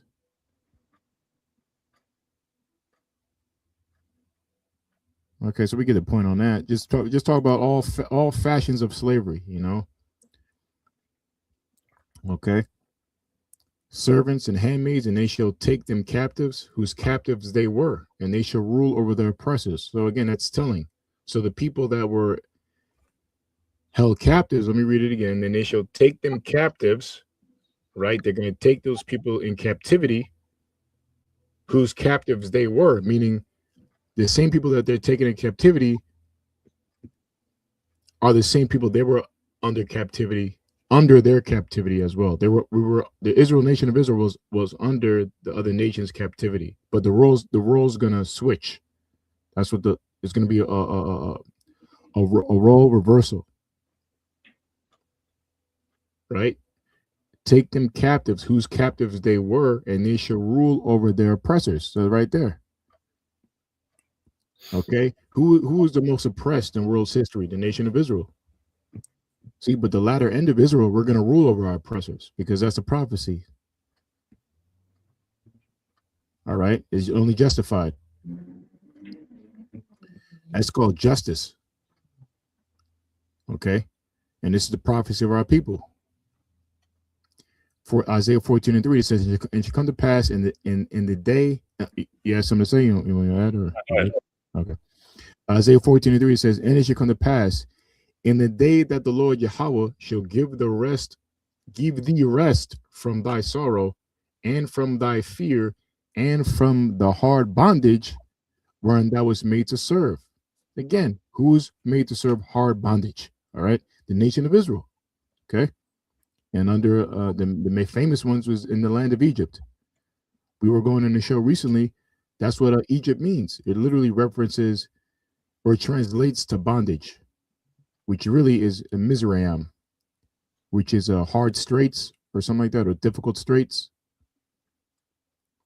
Okay, which basically means a difficult slavery, like a hardcore slavery, hardcore bondage. Okay, and America is the same way. The you so-called blacks and Latinos and Native Americans, right? I always get this from Elder Bishop Taza. Huh? Huh? What? Oh, I'm hearing the echo. It's locked. It's my own voice. Tazadagba. He says, yeah, you didn't come over here on a love boat, man. You so-called blacks didn't come here on a love boat, right? How did we get here? We came here in slavery. We didn't. So that's why we're here. Okay, so it says, and from their hard bondage, they were made to serve. They was made to serve. So the Lord is going to give us rest. So that's what the comeback of the Lord represents, giving us rest from our captivity, our hard bondage, where we were made to serve only by the Lord's prophecies. He did this to us. He is really a punishment. We're being freed from our punishment. This has nothing to do with other nations, man. We're in our punishment. The Lord used the other nations to punish us, namely Esau, and we're at the end of our punishment. Now the punishment and really the curses, which is a punishment, are going to go on to the other nations on a higher level. Okay. And with that, we will not be sorrowful no more. We will not fear anymore, because that's how Jake lived. You know, you're driving a car, you know, you're doing everything right, and all of a sudden, you know, you're getting pulled over. You know, you're as Jake, as the saying goes, first fired, last hired. Okay, you got most of our people locked up in a jail cell. So here is nothing but fear for our people. It says that thou shalt take up this proverb against the king of Babylon, and say, how hath the oppressor ceased, and the golden city ceased? The Lord hath broken the staff of the wicked and the scepter of the rulers. Right? Going back to Job 9:24, the earth is given to the hand of the wicked. If not he judges, he covered the face of the judges above. If not he, who is he? All right, so that goes back to the Rothschilds, or the international bankers, the elites, the Zionists. Okay, because they had the staff of the wicked is basically pure dominance and power over the whole world, or the people of the world. Wickedness, yeah, Khan. Staff of the righteous is differently, you know, like the way which staff represents basically a rulership. Yeah, yep. We're gonna rule in righteousness, you know. Khan. We're not gonna rule by thievery. We're not gonna rule by lying, you know. It's gonna be in total righteousness based on the laws, statutes, and commandments. You know how Esau rules? He rules in total wickedness, man. Yeah. This is why under his rulership throughout the whole world is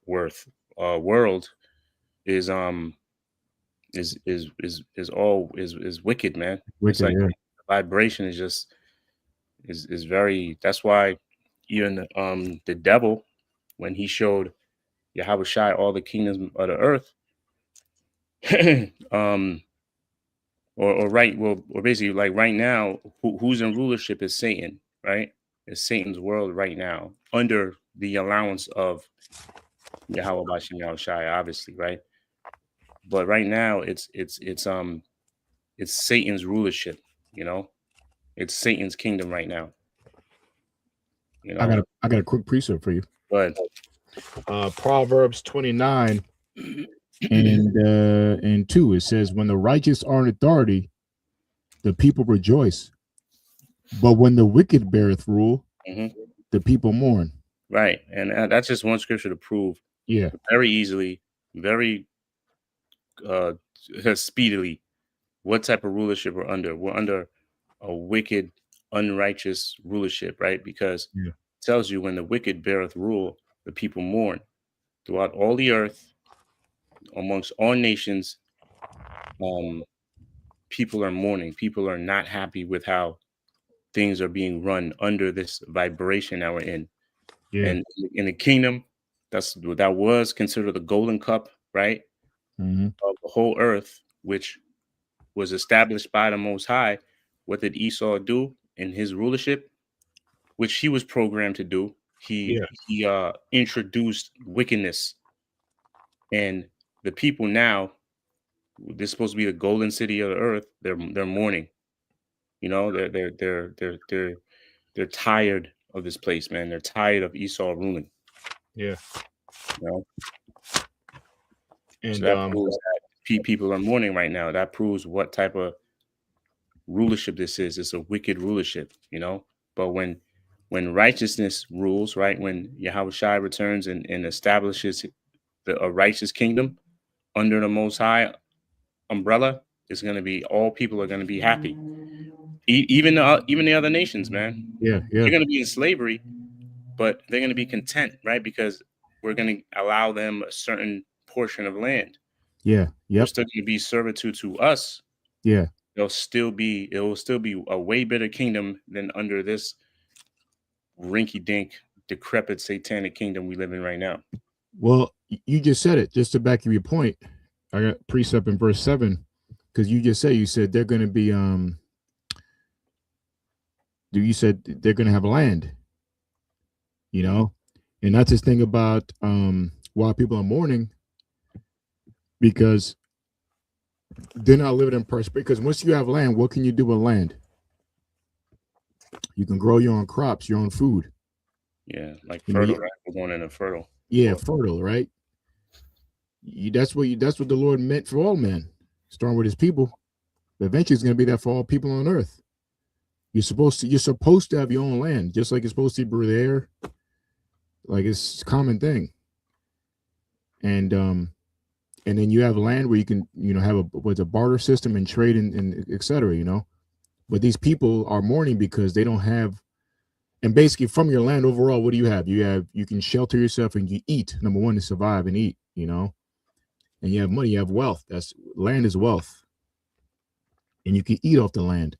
But that's why people are mourning because the wicked are ruling and they're not allowing you to have basically ownership or anything. You're not able to own anything because land represents basically prosperity, freedom, trade, providing for yourself, and you can't do that in this world under Esau's rule. So this is a precept for that. So basically, I'll read it.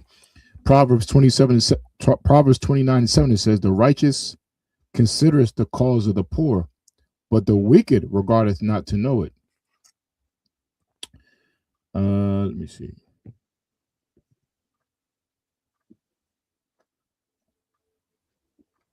I got another quick one. Verse 14. It says, "The king that faithfully judges the poor, his throne shall be established forever." So that's the contrast, right? Proverbs 29:7. "The righteous considereth the cause of the poor, but the wicked regardeth not to know it." Right? Like the scripture say, the rich hate the poor. That's the major thing that people are crying out because what's happening now? These protests, right?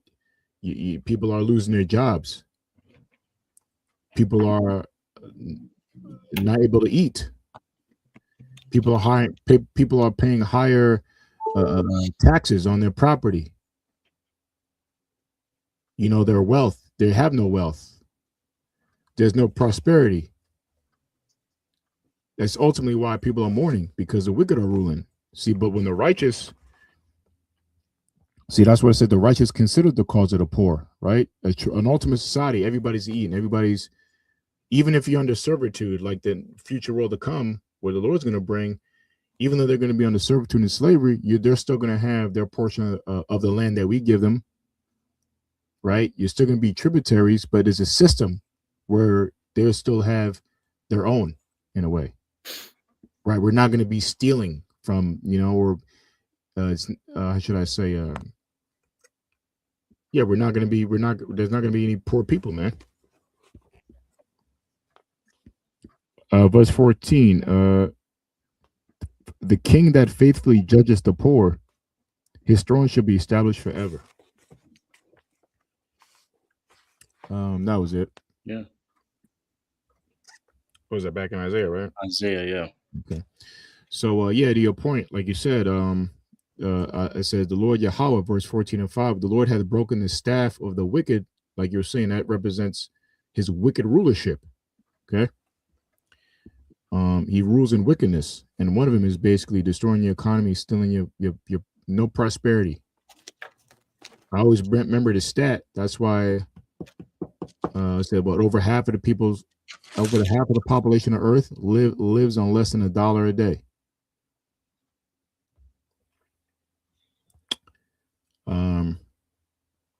Actually, and I have a quick article I want to save for a show. I saved it like a few weeks ago. Maybe I'll do it soon, Lord willing. But I got it right here. Let me pull it up on Russia Today. It says where is it?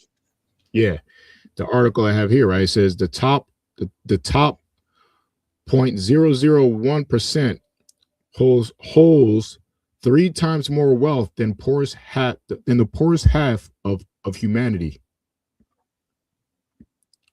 It says a tiny elite controls vast economic power while billions are struggling to survive, according to the World Inequality Report. Matter of fact, let me read one paragraph. Global inequality remains at extreme levels with fewer than 60,000 multimillionaires. The top 0.001% now controlling 3 times more wealth than the bottom 50% of humanity combined, according to the World Inequality Report 2026.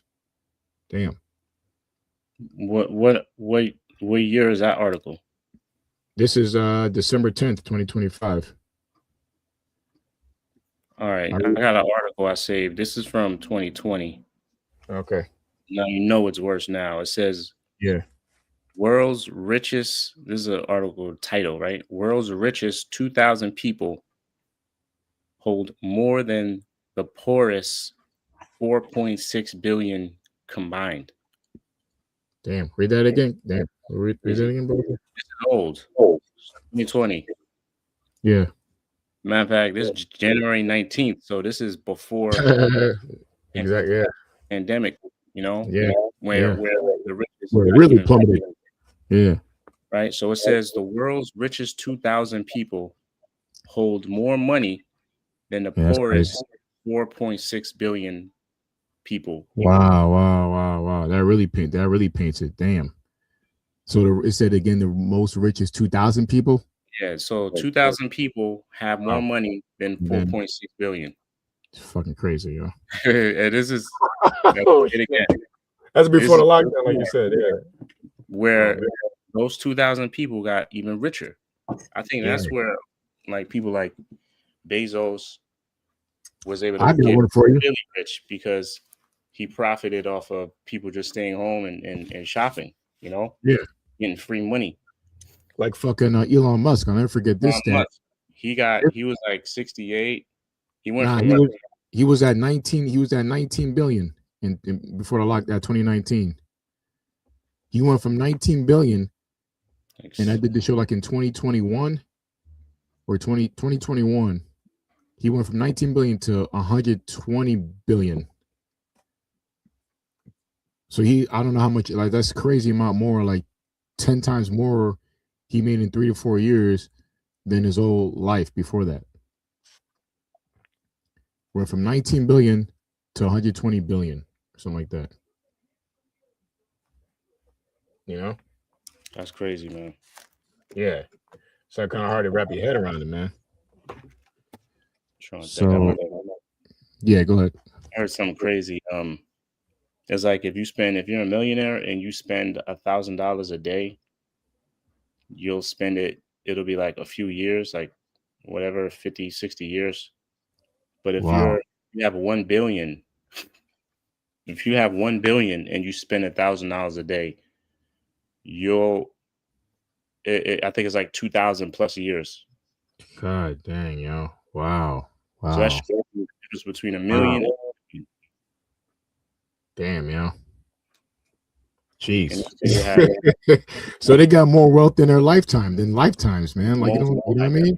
but what do they want? Man, that's the devil, boy. They want Good more. Lord, man. Yeah, they want fucking more, yo. God They damn. want more. So to be a billionaire, and mind you, the elites, you can't Yeah, even. fucking, It's yeah, you not even can't fucking, equatable. You can't even equate to how much wealth they have,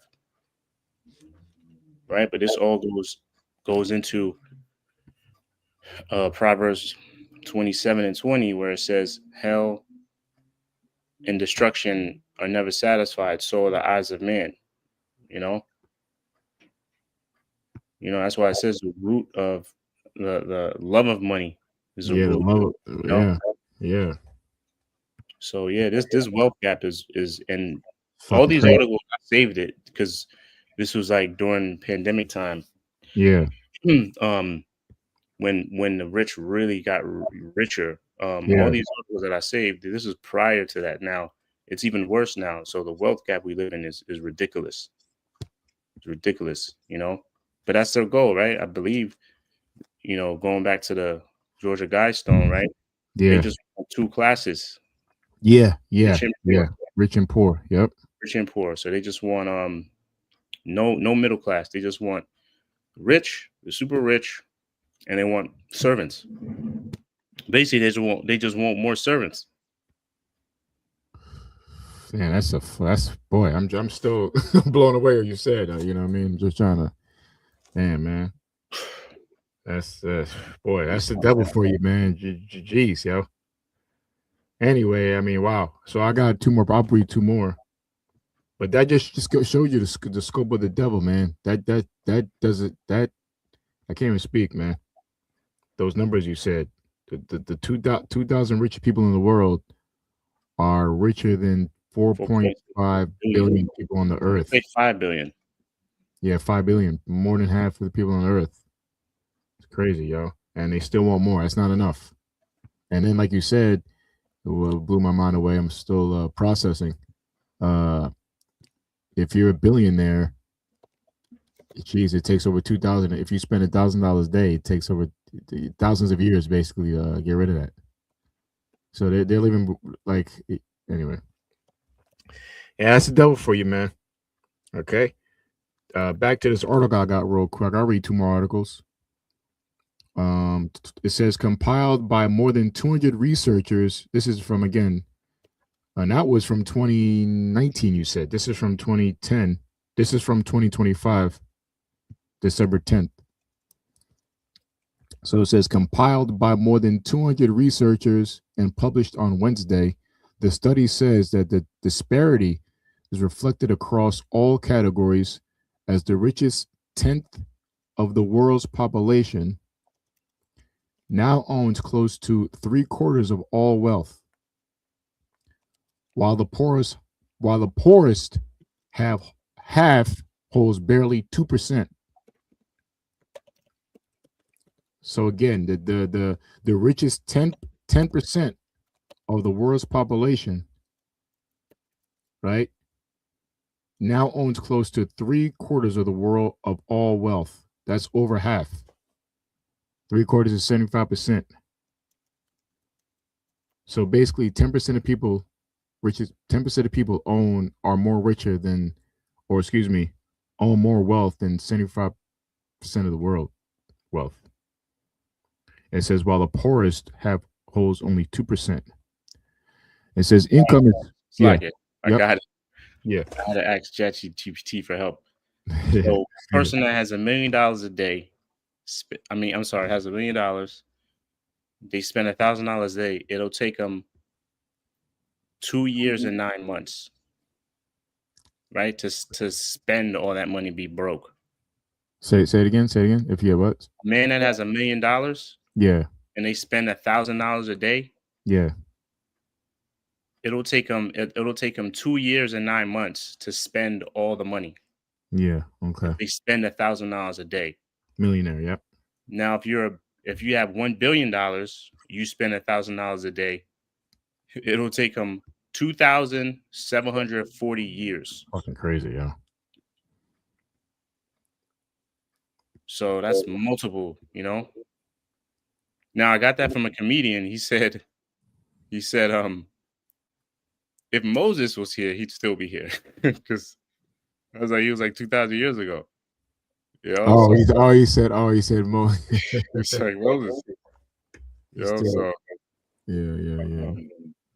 but I thought that was crazy. So that's how much money, and that's just 1 billion. These people have hundreds of billions, man. Right? That even like even because that's not even considered rich. You got Michael Jordan. He's like $2 billion. Yeah, You know? on paper, yeah, he's got That a fucking demon. yeah, Yeah, motherfucker. that's it. Yeah, I just want to bring that Right. just perspective. You know how much money they have. Yeah. But It says yeah. I remember you got the point. I don't really need to read no more. So geez, yeah, man. So yeah, that's why you know let me see. I got my written down here. That's why it's we're specifying statistics. You know, to prove a point, man. mm-hmm. You know, that's a statistic. If I said it right. Yeah. Right, you can't get around that, right? You can argue back and forth, but get around those numbers, my man. You know, you want to talk about equality in the world and why this? Excuse me, that this man's not the devil. Come on, man. You know what I mean? This guy he has to be taken out. You got kids, family starving, people starving, not eating, and this guy has enough wealth to last. I mean, 20 generations, man. You know, 1,000, 2,000 lifetimes. It says, again, verse 5. So again, that was your pause. So it says, the Lord Yahweh hath broken the staff of the wicked and the scepter of the rulers. Okay. So we just proved to you through stats and articles one reason why this man got to go out. Okay. And like we were saying, one of the examples you being ruled by wicked rulers is the mind state of the people of the world, or well, their pockets. First of all, they're poor, and then they're mourning. Okay, there's protesters, there's riots. It says verse 6. It says he who smote the people in wrath with the continual stroke. He that ruled the nations in anger is persecuted, and none hindereth. Continual stroke, you know. Yeah. Right. So they're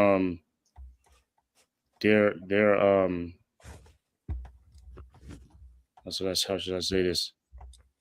Never ending. Yeah, it's continual, right? Their abuse of the ones below them, or in this case, Israel, is continuous, man. You know, Yeah. Even when it appears not to be, they still somehow they fucking us over. If I could just say it plainly, you know. Well, one example to back you up, like I said, we mentioned earlier, we had the chains of slavery that was obvious, but even worse than slavery now is the exploitation of our people. You know, like you said, it's even worse. The slavery in the mind, the continual stroke. So, like you said, it may seem like it's nothing happening, but they're still doing it. You're still doing it. Like you're portraying our people out there. Like the only thing they can aspire to be is a goddamn drug dealer, right? Me and you always talk about it. We get annoyed about every goddamn movie or little Spike special or movie or show they put on. They put a nigga out there and he's selling drugs. It's like, you know. Mm-hmm. Yeah, like every character, you got to be selling, be a coke pusher, something like that, man. Yeah. You know, every character got to be the homosexual, right? You know what I mean? Like every what do you call it? Period piece. It has to be. Yeah. Slavery. Yeah, slavery. Right. No, I'm still waiting. Now, I think I heard. I don't know if that's crazy, if it's going to be true, but yeah. I think I read something that the dude that did Sinners and did Black Panther. Something I forget. It begins with a God. I forget his name. G. Holder or something. Ryan. Yeah, Ryan Googler or something like that. Yeah. I heard he might do the movie on Mansa, the African dude. Who's richest Manson? dude in the world. Okay. Oh, word. Oh, I yeah. heard he was gonna do that, but Yeah, they're not gonna I let him don't do know that. why it took so like.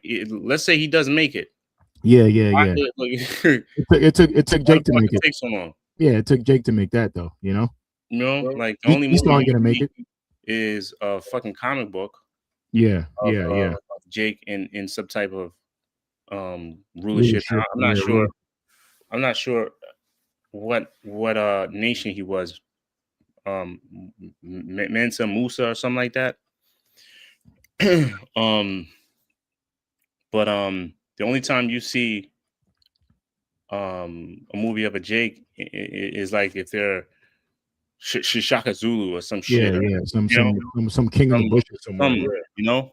Yeah. Yeah. They know there's not really, they don't make a lot of movies like that. They would depict Yeah. Esau, like the new movie. It looks good. Um, Odyssey, right? Oh yeah, I sent you the You look, sent me some on that, which yeah, is look, Nolan, Christopher Christopher Nolan. Nolan, Yeah, right? yeah, yep. Why don't they make Yeah, like you said, yep. They made when yep. they'll never do this, right? But why don't they Yeah, make a movie when the yeah, blacks ruled in that yeah, area, yeah, in that era?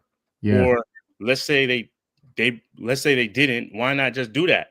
yeah. Why Let's not make just do it a black, anyway? Because fiction story. Because all these fiction yeah, let's stories do a fiction. they have Edomite fiction stories of them being these great people and all that. You know what I mean? Why don't they do a movie on which is factual, on when the Moors ruled? Yeah, That's in history. That's like undeniable. Like it's known that the Moors who are black, they ruled. yep, You know, why don't they do that? They'll never do that. They'll never do that, right? Right? Because they just want to have that. Going back to the point of having us in slavery in the mind, they never want us to. A part of doing that, keeping us on a certain level, is keeping us keeping back from us certain things. yeah. That was it. That was using as That's how it example. works. Huh? That's the example of like we're saying that continual stroke. You know what I mean? Right. That's a continual stroke, man. You know. Like you're saying, they you know, it may seem harmful, you know what I mean? But nah, when you got a fucking Harmless, right? harmless, you know what I mean? But when you got a excuse me, I'm getting low, you know what I mean? But I'm about to say you about to get pissed off.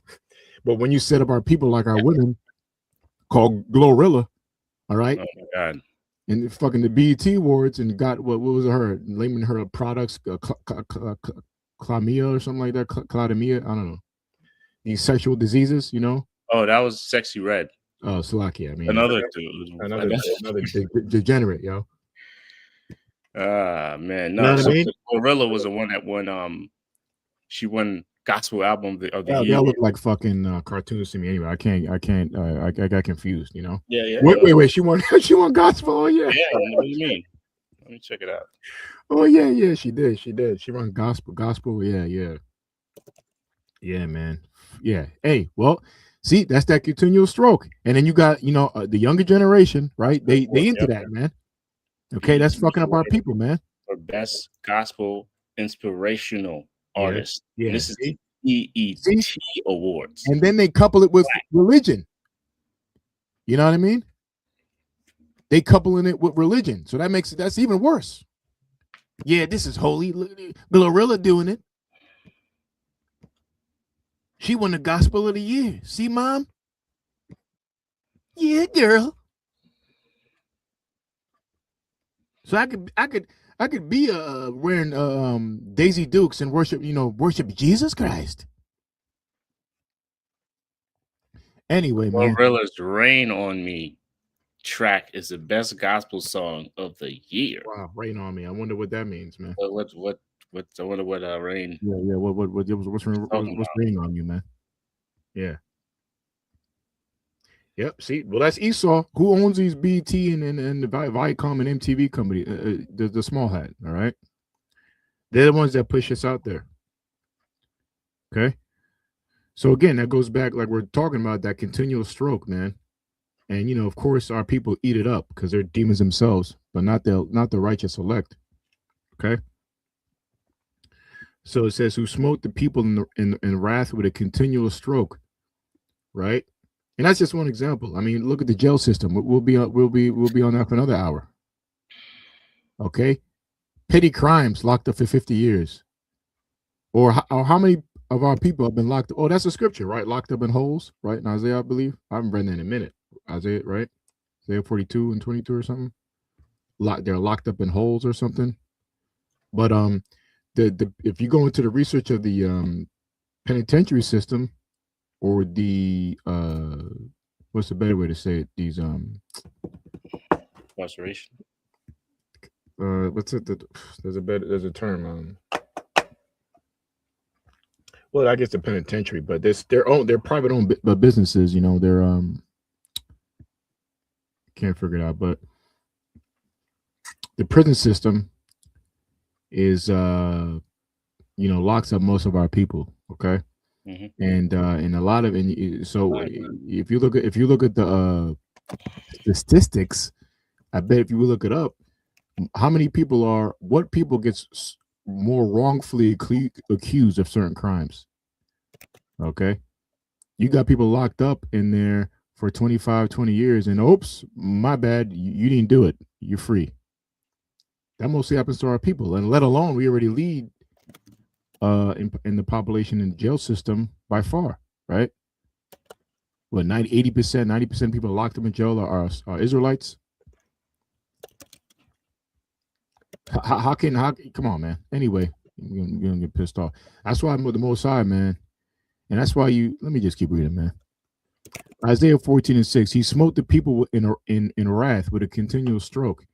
He that ruled the nations in anger and persecuted, and none hindereth. That's right. Nobody's stopping this devil, man. Nobody stopped this devil. Oh, nobody stopped this devil when he put the so-called blacks in slavery, man, in chains. Who stopped him? Who said you doing something wrong? Nobody's stopping this devil when we feel him, when we getting falsely accused, and not even falsely accused, being majority of the jail system. That's not right. How can we be that bad when he's the wicked one that brought people here against their will to do slavery, atrocities in slavery. Remember, the word picnic comes from pick a nigga. All right, hanging an Israelite on a tree, and then having a little Edomite family with blue eyes and blonde hair eating around a slave. You have articles out there coming out that you had slaves, masters that ate their slaves. Butt breaking. But we're the bad guys in the world, right? Now I did a showing it multiple times that the majority of crimes, 99% of crimes, Esau leads in. Okay, violence. Matter of fact, I can look it up. I got it saved here. But anyway. I got the numbers. So okay. This is it says studies estimate between 4 to 6 people incarcerated in prisons are usually innocent. Damn. Okay. Wow. 5% of individuals are actually, and this is just people. I got more. Yeah. 5% of individuals are actually innocent, which means 1 in 20 cases result in a wrongful conviction, right? Now, by race, that I'm sorry, that 4 and 6 is crazy though. What you just read, that first one too. 4 to 6% of people. People in general, that's crazy. Are incarcerated in U.S. prisons are innocent. So can I say something real quick? That just shows that's the justice system is not right. It's injustice, right? How does that justice when 4 out of 6 people are wrongfully incarcerated, man? No, 4 to 6%. Oh, okay. I'm sorry. I thought it said 4 out of 6 people. Yeah, okay. 4 to 6%. Okay, Slocky. Okay. Right. So one would read that and say, "Oh, that's not that bad," you know. Yeah. And when you say that means 1 in 20, which is 5%. Yeah. Cases are 1 in 20. So out of 20 cases, you get one person that is in jail for that's not supposed to. That's really innocent. We fucked up. But the amount, it takes years to do so. Years fucking yeah. Sometimes it could be like 5 years, anywhere from like 20, 30 years. Motherfucker be in jail for like a murder, and then evidence comes out, and then they got to go through all the legal procedures to finally release them. So one would read that and be like, come on, that shows the system is good, right? Now I got more. It says the percentage of wrongful convictions by race. It says nearly 61% of exonerees were black, meaning People that's exonerated. 93 out of 153. 93, yeah. 61% 153. of people that were wrongfully, or basically innocent or wrongful convictions are black. That's just black. I didn't see nothing about it. I didn't even open this up. I didn't even open the article. I'm just reading what it's saying right here. That alone is crazy. That's it. That's it. Why so many black have been wrong? Why is that number so high for blacks and not high for any other? That's the majority.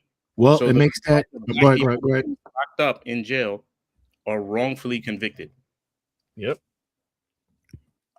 Well, it reminds me. It just dawned on me. It reminded me of that documentary on Netflix 13? called 13, right? 13th, yeah, Yeah. 13 or something like that. That right there tells you. Okay. I wonder if it's still on Netflix. Yeah. Okay. But that right there tells you the whole jail system was created to lock up Jake after slavery.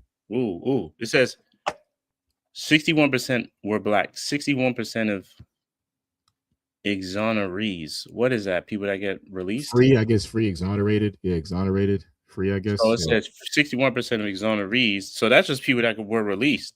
Yeah. Yeah. Then it says, while the most frequent factor in their wrongful conviction was official misconduct. My bad. I got the meaning for you real quick. For what? Exonerees? Exonerate. Yeah, it says especially of an official body. It says absolve. It says someone. So it says from blame for a fault or wrongdoing, especially after due consideration of a case. So yeah, exonerated is literally like a court term and involves a body, so a person.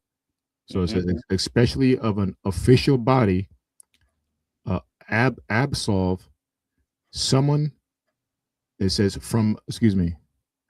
It says from blame for a fault or wrongdoing, especially after due consideration of the case. So yeah, yep, just like you. Exonerees, yeah. So somebody that got released. So 93 out of 153. This is in the year of 2023. Yeah. National Registry. This is from the National Registry of Exonerations on exonerations that took place in 2023. According to the report, the registry recorded 153 exonerations last year, and nearly 84% were people of color. Damn. 127 out of 153 exonerees were either Black, Hispanic, Native American. And it says nearly 63% of exonerees, 93 out of 153, were Black.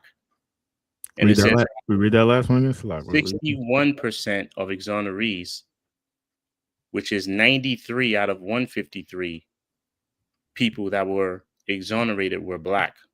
Yeah.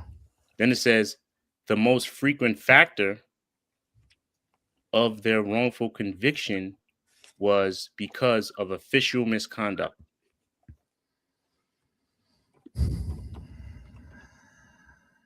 Meaning somewhere, somehow, somebody fucked up. Yeah. Whether it's on purpose or by accident. Yeah. Yeah, I got that precept. I'm always just get it real quick for you. This is Isaiah 42 and 22. That's like they hold themselves not guilty, you know? Yeah. Yep. Yeah. You can put that with that too. Yeah. Now, what happened to the guy who wrongfully did it? Oops. You don't get penalized for fucking locking somebody up for 20 years by accident. But nothing happens to him. Yep. Nothing really happens. I got the definition real quick before we read that of official misconduct. It says official misconduct is when a public servant, like a police officer or government official, abuses their authority or fails to perform their legal duties.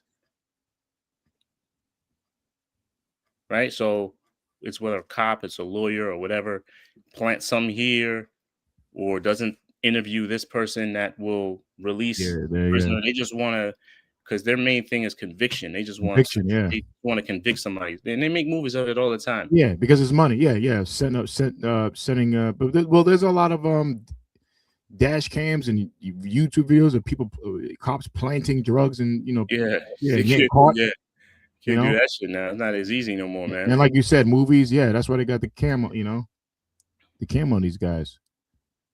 But just to back your point through scripture, proving that the Bible is supreme, the truth of the Bible is supreme, and it prophesied this on our people. Okay, so what the elder just read is proven the scripture. Okay, we just read is Jake is what's the word? Exonerate? Subtle is damn, it begins with S. Anyway. Yeah. Is can fall into that anyway. But Isaiah 42:22 says, "But this is a people robbed and spoiled. They are all of them snared in holes, and they are hid in prison houses. They are for a prey, and none delivereth, for a spoil, and none saith restore." I mean, come on, man. Right. Okay. Restore is like what's that? I mean, like to bring back? Yeah, but back, like we brought out a few weeks ago, like restore your we did, right? Your stock, yeah, your shelf or something like that, or your goods. So ain't nobody trying to restore Israel,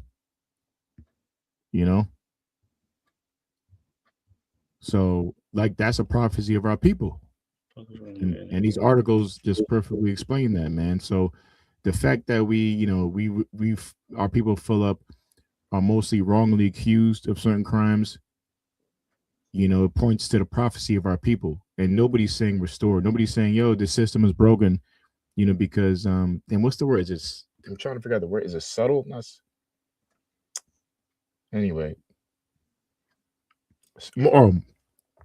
help me out with this word. Susceptible. Susceptible. Yes. Yeah. There you go. I'm practicing here.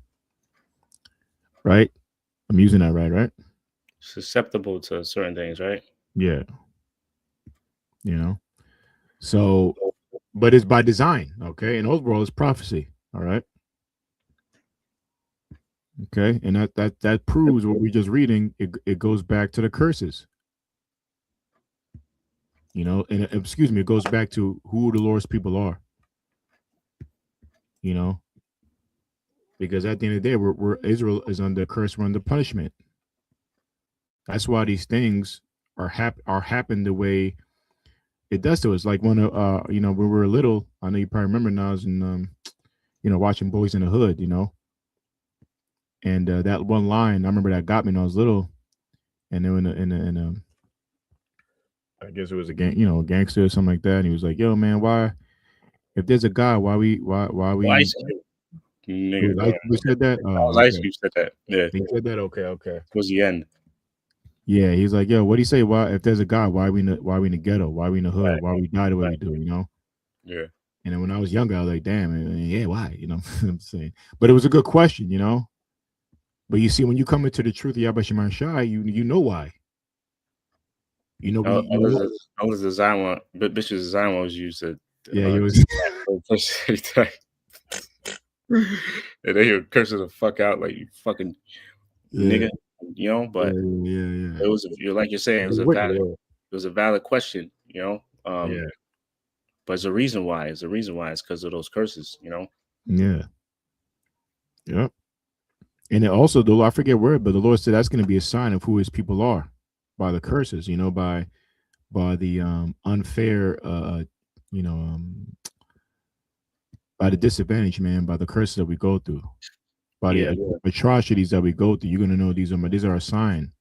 Mm-hmm. And it proves that it's really not your power, you Edomites, the other nations, is because the Lord has punished us. Mm-hmm. So and like the scriptures say, the Lord, we have taken up all the dregs, and now the Lord has been releasing us. And I always like how the apostles brought it out. You made me realize years ago, early, but not right away, but early, like how we are already being released from slavery gradually, because you can't do to Jake what you did even 30, 40 years ago. You know what I mean? You can't do what you did to Jake like you did in the 50s, 60s, or 70s. Mm-hmm. So we're gradually getting freer. And now, because Apostle was funny, he's like, yeah, man, try to put Jake into slavery now. Good Mm-hmm. luck. That ain't happening, man. You Mm-hmm. can't do that. Now Esau, he can't get away with certain things no more like he used to. Mm-hmm. That so it's not like an overnight thing, it's a gradual thing. And it's getting more and more obvious that now it's flipping. So Esau now, right? They've been going it since they've been going it since the 80s. Every decade since the 80s was the spending of the American government, especially with Reagan spelling, going from the national debt from it went from like the low billions or the low millions to the billions. Each decade's been getting worse, but really since the crash of '08 and then like the lockdown, man, now you see these Edomites living like Jake now. Okay, they struggling. Mm-hmm. You see a lot of satire or little satire videos, or not satire. You see a lot of videos from our people, so-called Black Latino Americans, making videos and mocking Edomites and saying, "Well, see, now you see how we live. We've been living like this."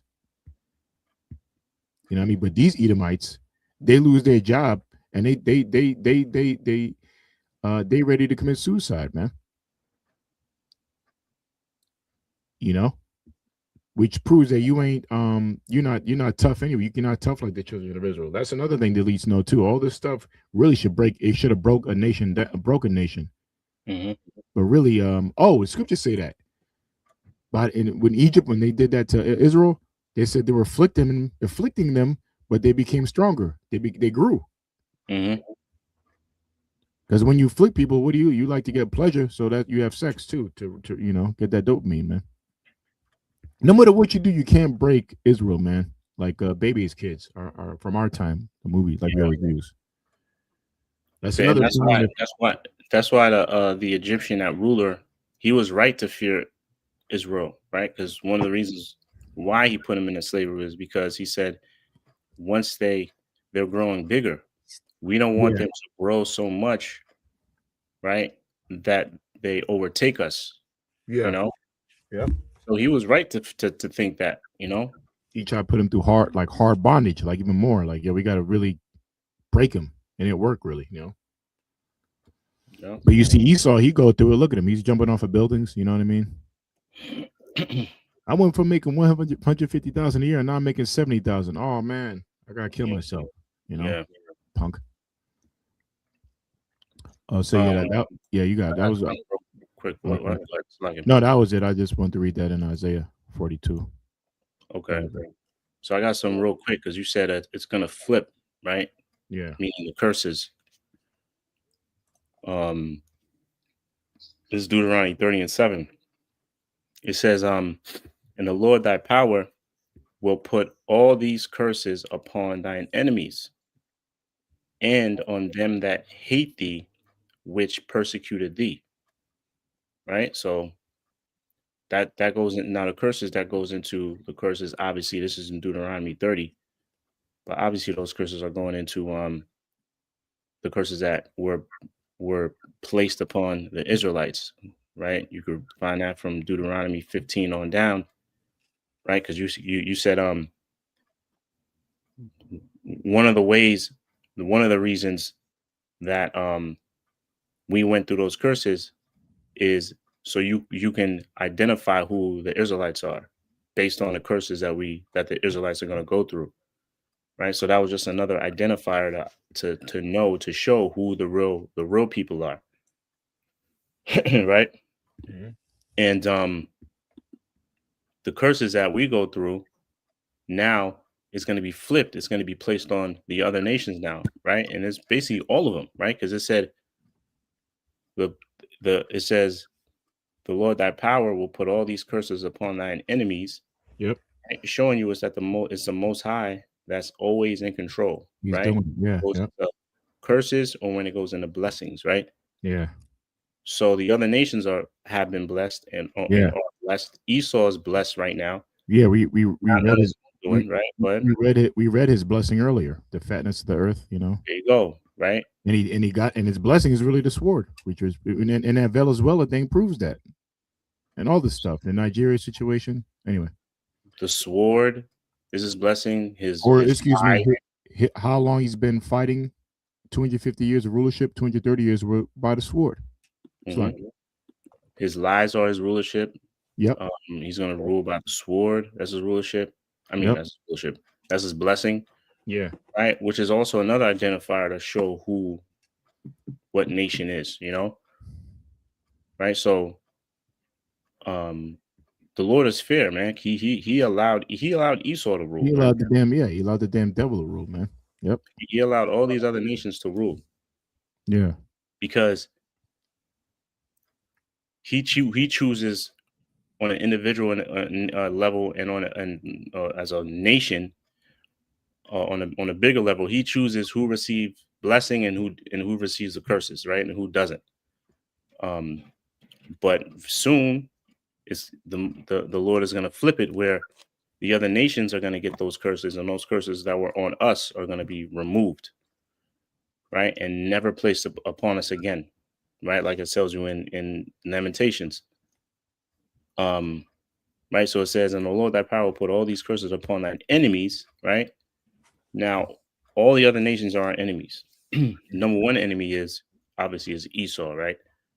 But if that wasn't clear, it says it will be placed upon thy enemies and on them that hate thee, which persecuted thee.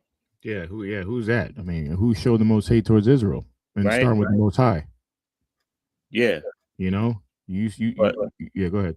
it says them, which that's not only one nation, that's Yeah, all the nations, yeah. right? Because they all hated on us. They all had They all had a hand. Psalms 83. They all persecuted us, right? Yeah, Obviously, other scriptures go into how Esau, they're going to get the worst of the worst. yeah. That's all nations, man. So all these curses that we go through, they're all going to be placed upon all of our enemies, because anybody outside of the nation of Israel is an enemy or an adversary of not only us, but of the Most High, because they're Well, not chosen of him. let me get a quick proof. Let me get quick proof real quick to back that up. Let me see. Real quick, like 3 verses, and we'll do like another 10 minutes. Mhm. Slow rolling. It says Psalms 83 and 1 points in like 4.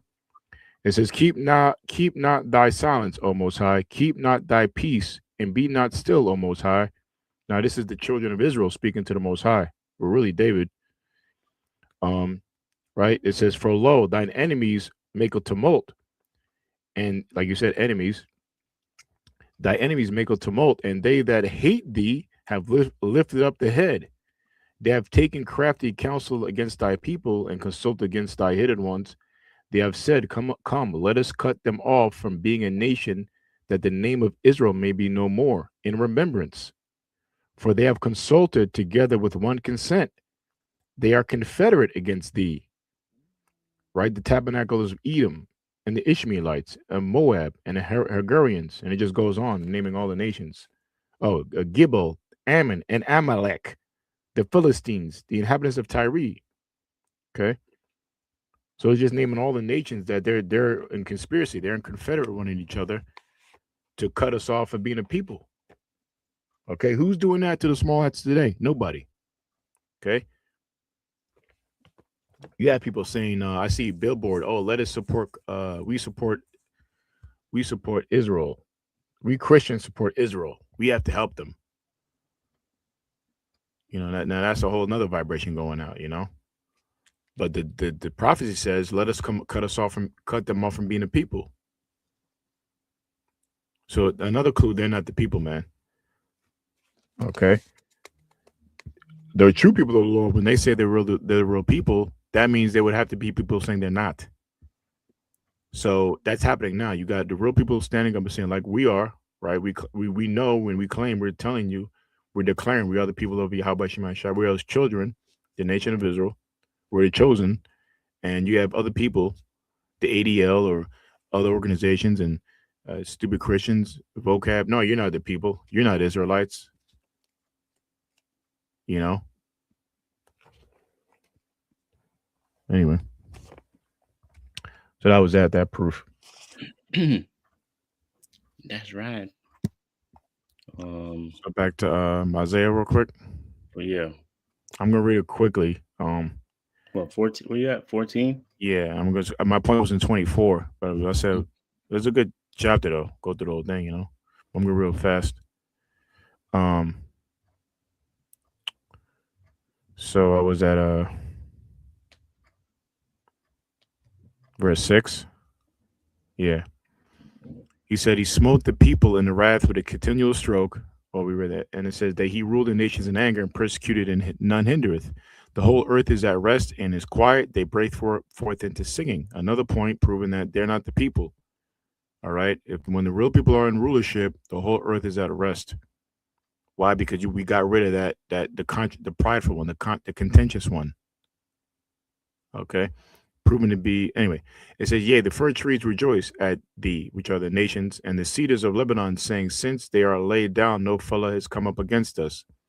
Hell from beneath is moved from thee to meet thee at thy coming.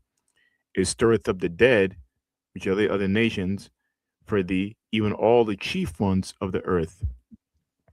It has raised up from their thrones all the kings of all the nations, and they shall speak and say unto thee, Art thou also become as weak as we? Art thou become like unto us? Right? Meaning, I could one thing I think about the credit score system, right? All nations, if your credit so called as a nation, meaning like a third world country.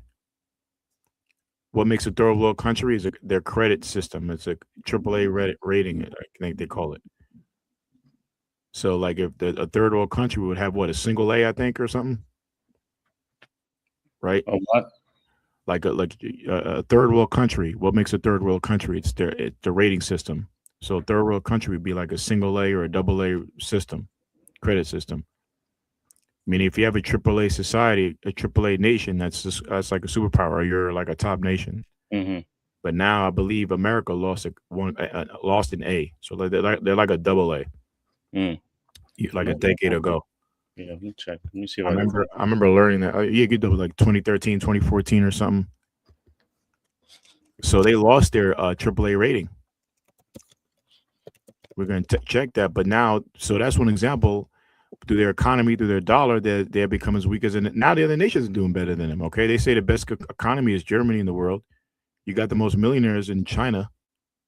Okay, you got other nations trading it not with the dollar, so they're weak. Okay, it says, "Thy pomp is brought down to the grave; their proudness and the noise of thy vowels. The worm is spread under thee, and the worms cover thee." Yeah, they're corrupted. You're going down. Okay. So I found it. They have it went from AAA to AA plus. Double A plus. Okay. In 23. Right. So they have pluses too. Okay, gotcha. Yeah, so they're a AA plus. In 20 what? 20 in 23 it got downgraded. 2023? Yeah. Okay. It says verse 12, how art thou fallen from heaven, O Lucifer, son of morning? Which is by rising debt and interest costs. Yeah. See? That are significantly higher than similarly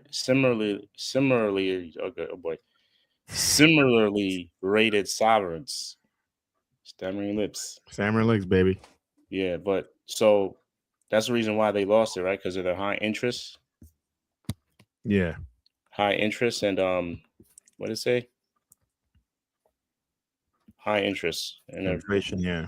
Yeah, fucked up economy. I don't know where it went. Yeah. And by the way, I'm segueing, but I'm just bringing it out. I looked up like basically rude in speech, so it doesn't mean like cursing and using bad language and all that. It could be that, yeah. Though I be rude in speech, but not in knowledge, right? That really means like your speaking style. Like it means not learned, like we don't speak as fluently as somebody like who went to these schools and give these orator speaking. We may stammer certain words, we may stutter here and there, So it really, nigga, what's his name? like what's the name of the nigga? He went to jail. The black Who? black conscious dude. What's his name? Oh, Thousand fucking. dollar words. Yeah. Well, hey, polite. Yeah, that nigga, Oh, whatever. like But yeah. yeah. But even someone like learn, like a speaker, like well, like what's her name, Candace Owens. Like she's so-called educated in the system, and she can speak a certain way. She can deliver her what she's saying a certain way. You know. So just wanted to bring that out real quick. Um, but you see, that's what the prophets were. They weren't your so-called educated in the schools and all that, but they still had the Holy Spirit on them, you know, and they could still debunk a so-called learned one. All right, so proving like the true ones who have the truth, you know, are the people who have the Spirit of the Lord and break down prophecy. Isaiah 14:12 says, "How art thou fallen from heaven, O Lucifer, son of the morning? How art thou cut down to the ground, which did weakest in nations?" Okay, now Lucifer, again, we always bring out, doesn't mean a man in a red onesie or red with a pitchfork in his hand. Lucifer goes back to light bearer, or which means light, having knowledge. So the state of the world through his technology and his this is sophisticated society.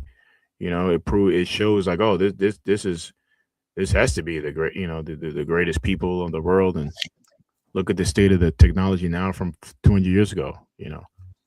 But all the stuff that got you to this sophisticated society, but you're still primal, you're still wicked. We just read a stat earlier about the richest person, the richest 2,000 people. Well, the richest 10%. Well, the better one I like is the richest 2,000 people. The richest 2,000 people are richer than 5 billion people on the earth. Okay. So, but all the nations are realizing you don't got that light. You're wicked, right? So they're falling. How that? And it's really their philosophy. They're the LGBT community. Their sexual perversions. Their way of living of hedonism, no discipline. Um, the woke movement. And really your philosophy, because it all goes to basically Satanism, which Marxism, which is Satanism, and it goes back to idolatry. Because that's the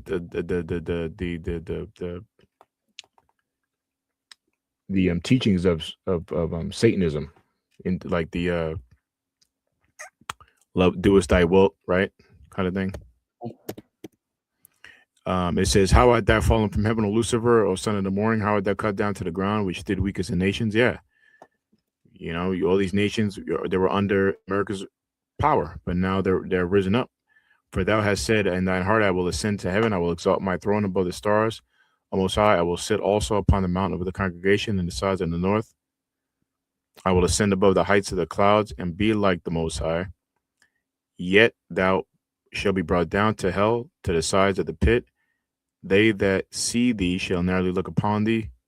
I'm just gonna read it if you want to say anything. Mm-hmm. It says, "They that is so," but you got it. "They that see thee shall narrowly look upon thee and consider thee, saying, This is the man that made the earth to tremble, that did shake the kingdoms, that Yeah, made the that's world." so. This is the viewpoint of the other nations. They see America, and this is why it's exciting times, because this is Yeah, literally happening now. happening right now, Yeah, yeah, and it has been happening, right? But it's getting more clearer. and Yeah, more clearer and obvious, right? That there's we just read of the AAA credit rating they lost, right? Because of mismanagement of money. We're seeing other nations rising in power financially, militarily. They're joining alliances. The alliances are getting stronger. Meanwhile, America, their allies are like they're starting to lose faith in them. yeah, yep, yep, Right? They're yep. starting, and also they're starting to not like them, right? Yeah, yeah. Talk Um, against me. they're talking against them, right? Yeah, So their strong alliances they once had are becoming not strong or weaker, while enemies or adversaries of America are getting stronger, you know? So they're looking at America like, has thou become as weak as us? You ain't the big bad. Look, you used to be the big bully, but you're not the big bully anymore, you know? Yeah. Yeah. So that's why, we always say it's exciting times now because all these prophecies are speaking, like the scripture we Yeah. always bring out. Yeah. Barakatah Yabashima Shai, man. It's happening, man. It's happening. It's happening. It's happening. Yeah. Yeah. Inside joke. It's the movie The Happening we're talking about. With that Yeah. corny ass nigga Mark Wahlberg, corny in the Yeah. motherfucker. Yeah. Anyway, probably Jake, right? What do you think? Right, Jake. Right, Jake. Yeah. Right, Jake. Yeah, man. Verse 19 it says slack. Verse 18. Excuse me. Wait a minute. 14. Verse 16. Hmm. No. 15. Yet thou shalt be brought down to hell to the sides of the pit. They that see thee shall narrowly look upon thee, like you were saying, and consider thee, saying, Is this the man that made the earth to tremble, that did shake the kingdoms, that made the world as a wilderness, and destroyed the cities thereof, that opened not the house of his prisoners? Oh, well, we just read that earlier. See, I forgot that was there. Okay. Well, yeah, that's Jake, but also, well, yeah, that's Jake. And parts of the world he put, entrapment, especially by the dollar, inflation and shit. But really, Jake, huh? No, It says, I said. oh, okay. I'm hearing an echo. I guess. Yeah, I don't know. My internet's fucking up. I don't know. Maybe it's like it's getting slow and shit. Go ahead. It says, all the kings of the nations, evil, even all of them, lie in glory, every one in his own house.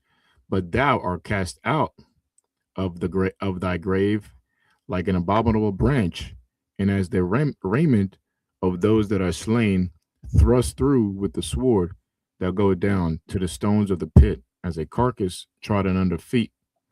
Thou shalt not be joined with them in burial, because thou hast destroyed thy land and slain thy people. The seed of evildoers shall never be renowned. Yeah, like at least the other nations are gonna get their land to be all right, but you have a day we're gonna be extinguished, man. And before you get to the point, you're just gonna be beaten down to a pulp while you're building the kingdom of heaven. Okay, and you're never gonna rise back up like these other dummies like to say. Rise back out of power. You'll never be renowned. It said. Prepare slaughter for his children for the iniquity of their fathers. They do not rise nor possess the land nor fill the face of the world with the cities. Yeah. So what's IUIC talking about? Or other dummies saying, yeah, the Lord's going to come, but after 1,000 years, they're going to rise back up again. Like Edom's going to rise back up. Verse 22, for I will rise up against them, said the Lord of hosts, and cut off from Babylon the name and remnant and son and nephew, said the Lord. I will also make it a possession for the bittern in pools of water, and I will sweep it with the besom of destruction, said the Lord of hosts. You want to say something? You go. Nah, that's some of destruction. That's that's that's fire. going into that's going into the missiles. Yep. The besom of destruction means to sweep. Yep. I remember that because I remember. Huh? What verse was that? Verse 23. I remember that. I just looked it up. I remember that because I remember Apostle Gabar did a heavy show on that, and that's how I really learned about besom. Yeah. No, Apostle Gabar. Yeah, he went into besom, and I looked it up. It means broom, like you sweep. Yep. Broom, besom. That was a heavy show. And then one of our movies we saw early in the truth. Remember The Knowing? Yeah. When I think about besom, I always think about that scene in The Knowing, the last scene where the fire just kind of swept across. Right. You know what I mean? I always think about that. But yeah, like you said, it's nuclear destruction because only nuclear nuclear missiles can do that. Yeah, well, they show that famous video of the picture of the house with the tree and Yeah, yeah, yep, um the mannequin there, and yeah, there's this called a nuclear wind where yeah, yeah. it pushes, And it pulls right, back from the and back, like it pulls it back. yeah, It brings everything back into its core, right? yeah, Uh, yeah. yeah, they call that a nuclear wind. Yep, that's the besom of destruction, man. So anybody that says that nuclear missiles don't exist, or it's not whatever, it's not talking about that. You guys, just aren't. Um, You don't got the spirit. you ain't got You Yep. ain't got it, man. You know. Yeah. So so the point. So now the title says the judgment of Assyria. That's what I wanted to get. That was a good chapter to go into, though. Isaiah 14. Well, the Spirit had it. Isaiah 14 and 24 said, "The Lord Yahweh, or the Lord of hosts, have sworn, saying, surely as I have thought, so shall it come to pass, and as I have purposed, so shall it stand." God damn, bro! I just looked something up. Okay. Well, what was the wind today? What was the wind today? What was the What wind? was the wind? I do Wind like fact. Yeah, matter of fact, check the wind. How yeah, windy yeah. was it? I actually do be checking that too. So let me see. I could look up. Let me look up New York. I'll just look up New York because I'm there anyway. Not wind chill, like windy. Like how Yeah, windy was it? yeah, yep. I got you. Hold up. Yeah, I might do a show on this. Oh yeah. Oh. Let me Yeah, see. I could look it up here. fuck. UV index. Okay, no, the humidity, pressure. I think it would be. No, hold on, real quick. Hold on. Let me just scroll down.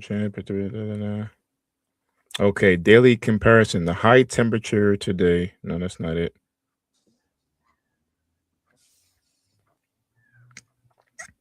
Usually, it shows you the wind. I'm not seeing it. Usually. All right, let me see if I can get it. Wind. And this is all to make a point. Don't worry, it'll be Yeah. worth it, man. Peace. Oh, I see it right here. Okay, what is Okay. it? It says 4 miles in New York right now is 4 miles per hour, or gust. The gust is 10 miles an hour. Oh, excuse me, 4 miles an hour west, and the gust is 10 miles per hour. Okay, So wind. It says wind is currently 4 miles per hour from the west. Today, nice. it Okay, says good. Okay, today. good. What was Now, that? Hold on. It says today wind speeds are 4 to 8 miles an hour, miles per hour, with gusts up to 15 miles per hour. So I just broke it down for you. all right. Damn. So, Well, you got it. Okay, you got it. right now, you're gonna actually repeat this. It's no problem. Nuclear wind, right? I asked, what is the wind speed of a nuclear blast? Yeah. So it says in the event of an explosion from a 1 megaton nuclear weapon, right? Within 1 mile from the blast and 1 mile and from the From the distance of 1 mile, yeah. wind speed could expect to reach up to, you said the wind was what? What was it today?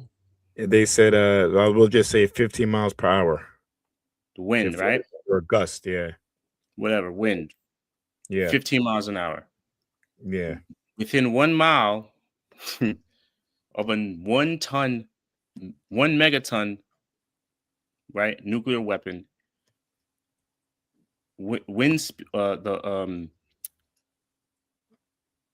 it's 470 miles per hour. Let that Per sink in. mile. Yeah, no, I'm getting out because I'm thinking I'm thinking when I'm driving, when I'm going 10 miles an hour, 15 miles an hour. You know what I mean? So I'm imagining the wind moving at that pace. So, geez. So you're saying 400 some 70 miles an hour in That's 1 mile? just wind, yeah. Yeah, that's just the wind. That's like a fucking, I think, an airplane. That's airplane be going, well, they go around that speed. Yeah, I think they're cruising at like They cruise, right? Yeah, cruise. as So that's like boom, like that. In 1 mile, it's boom, like, the peak wind velocity within, and this is just, I don't know, this is a 1 megaton weapon. Peak wind velocity within a mile radius of the explosion, where peak overpressure was 20 pounds per square inch, could be expected to reach up to 470 miles per hour. Yeah, you're getting blown out of there, man. That's I why wonder. that's why the pictures, when you know that video where it shows Yeah, it blowing against a house, yeah, blowing against a mannequin, and then it just sucks it back in. yeah. Damn. So yeah. So damn. So I wonder like what like tornado power is. Oh, I Tornado just thought of that. I or just thought of or hurricane. Hurricane. That's probably less.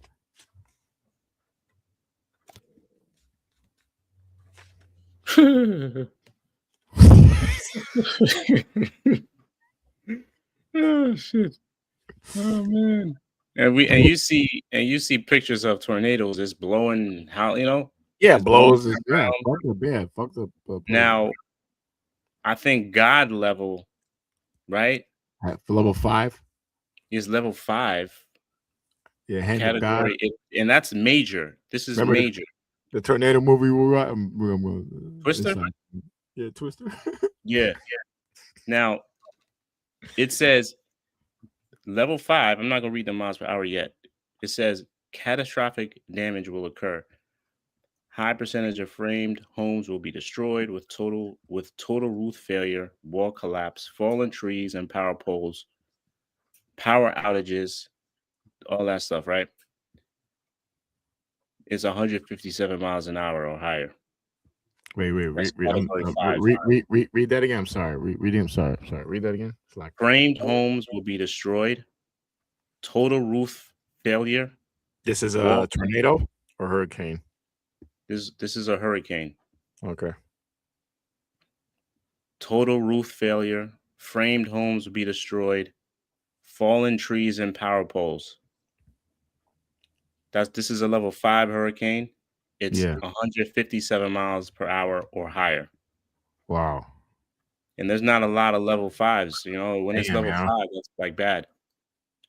This Holy wind shit. blast is 470.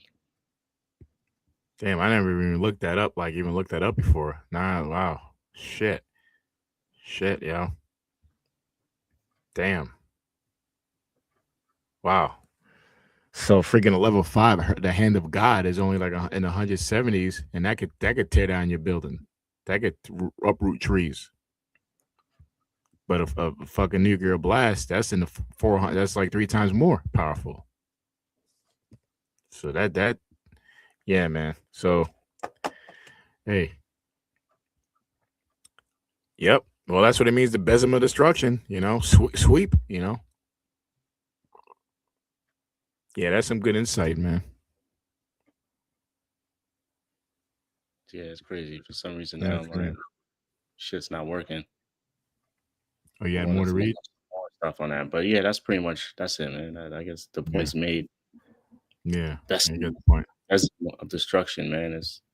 That's why I said it's and they say that's a hand of God. The real hand of God. Yeah, it's nuclear weapons. Real Yeah, hand of God, right? That's yeah, why the fury and the anger of the Lord is going to be within those weapons, man. Within those yeah. weapons.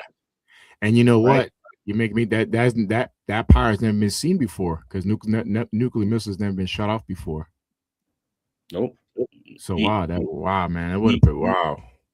Even that famous picture I'm referring to, that video I'm referring to, that wasn't a nuclear weapon. That was an atomic. Atomic, yeah. We can't test nuclear, Nah, It'll yeah, cause too much damage. But that was an atomic weapon. So imagine imagine what it would look like with a nuclear weapon. yeah, Yeah, you yeah. don't they don't know, man. These other nations. This is why the other nations are gonna easily fall in line, man. Once they see the destruction of America, once they That's see it rooted up, you know. that's heavy because like yeah, you said yeah, because you said yeah. Once they see this, they're gonna fall in line. Is funny you said it with the nuclear wind power because they fell in line when Esau dropped the atomic bomb, Fat Boy and Little Boy. Mhm. It says in That's like you Revelation just read it, right? they, they fell in line, huh? You just read that in Isaiah. It said, he that brought the nations. How was it Oh worded? yeah. It says hold on. Where was it at? I'm trying to look.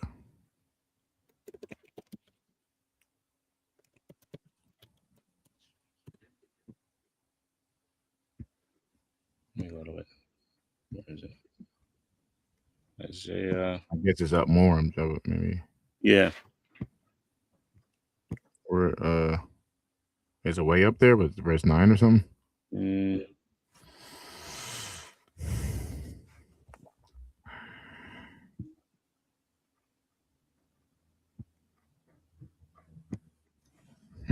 Where I can't where is it? I guess you. Let me see if I can find it. I guess you could keep reading. Yeah, that was it. Yeah, because we gotta finish now. Okay. Done. Yeah. Okay. We got the point.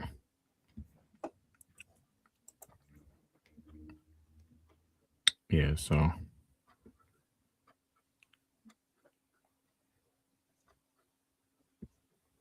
hey, Shalom out there in the comment board. I'm just seeing it. Hey, Shalom, brother. Drop a link. You guys are well off. Who's that? I don't know. The truth is not subjective. Yeah. I think that's a compliment. Well, whoever. Shalom to you. We represent Yahweh by Shemel Shai, Lord willing. Because we're bringing out the prophecies of Yahweh by Shemel Shai. So, I guess that's it, man. yeah, because I got to run out now. I hate being out late. Okay. Okay. Man. Yep. Yeah. Did weaken the nations, man. Yeah. Are you looking for it? Yeah. Yeah, I know it should be right there. I know I'm not. No, not verse 6. Oh, verse 7, right? Well, hold up. No, that's not that. I don't know why I don't see it, but I did read it. I know you're talking about the way he said it. But we all know, Yeah. You still don't see it? Nah. I mean, 8 kind of goes. It says, yea, the first trees rejoice at thee, the cedars of Lebanon, saying, since thou art laid down. No, that's not it. That's not it. It's like it. Well, you're right, because when I read it, I know you talk about. I was thinking about the same thing. It kind of says the same thing in Revelation 13. I don't know why I can't see it because, like by these miracles, that was part of their miracles. Nobody, the earth has never seen an atomic power before.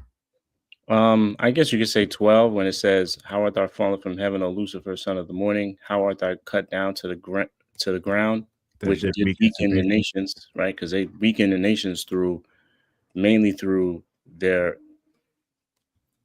military power through those missiles that everybody saw, right? Once they saw and Esau being a devil, they already surrendered. Esau being a devil, he still shot off those 2 atomic bombs. He still shot it off, yeah. No, but the other nations looked at that and they were shook. They're like, hell no. Yep, we're not. We're okay. We're done. White flag. Yeah. So yeah, I mean that was a heavy point you said through the spirit. Here it is. Oh, what? Verse 16. It says, They that see thee shall narrowly look upon thee and consider thee, saying, Is this the man Yeah. that made the earth to tremble, Yeah. that did shake kingdoms? Yeah. There you go. Yep. Oh, why didn't you see that? Yep. The world What are you that having? made, yep. It said, that made the world as a wilderness and destroyed the cities thereof, Yep. that open up not the house of his prisoners, right? So Yep. they shook kingdoms, right? They made the whole earth tremble after, especially after they dropped Fat Man and Little Boy on Japan. Yeah. And I got to send you some too, man. I saved these. You already know, like the little documentary things on the power, but I got to send you some. I saw two on my algorithm. I was looking at them, talking about the power of missiles, the power of the nuclear missile. If it landed on America, what would happen? Man, I'll send it to you. Oh man, yeah. Well, like you said, that was heavy. Because it said that in the scriptures. Because that's how Esau got his power. That's how Esau got his power. He shook the world, by dropping an atomic bomb, and everybody fell in line. Once Yahweh by Shemai dropped his bombs, okay, the whole world's gonna fall in line. Okay, and then he has extra credit, an extra fire when the Lord brings his chariots, boy. And I always say they're more powerful than nuclear fire. And wow, I never wow, looking up the speed of the wind, that really puts things in perspective. That's crazy. Yeah, that's crazy, yo. And wow, that really put things in perspective. So the whole world never seen winds that go up to 470 some miles an hour. The world's never seen that. The only thing that comes close is like a Hurricane 5. Or world atomic power, whatever that was. Yeah. In category 5, that it's not that common. It's not as common. Yeah, you don't see that. And the atomic bomb, that only happened one time. So that was only one time. So other than that, it's just the highest winds have been, like you said, not even category 5s. And you got less categories that still damage homes and places and cities. Wow. Well, Bezim of destruction. So, and that's how, again, the Department of War on day 3 of 2026,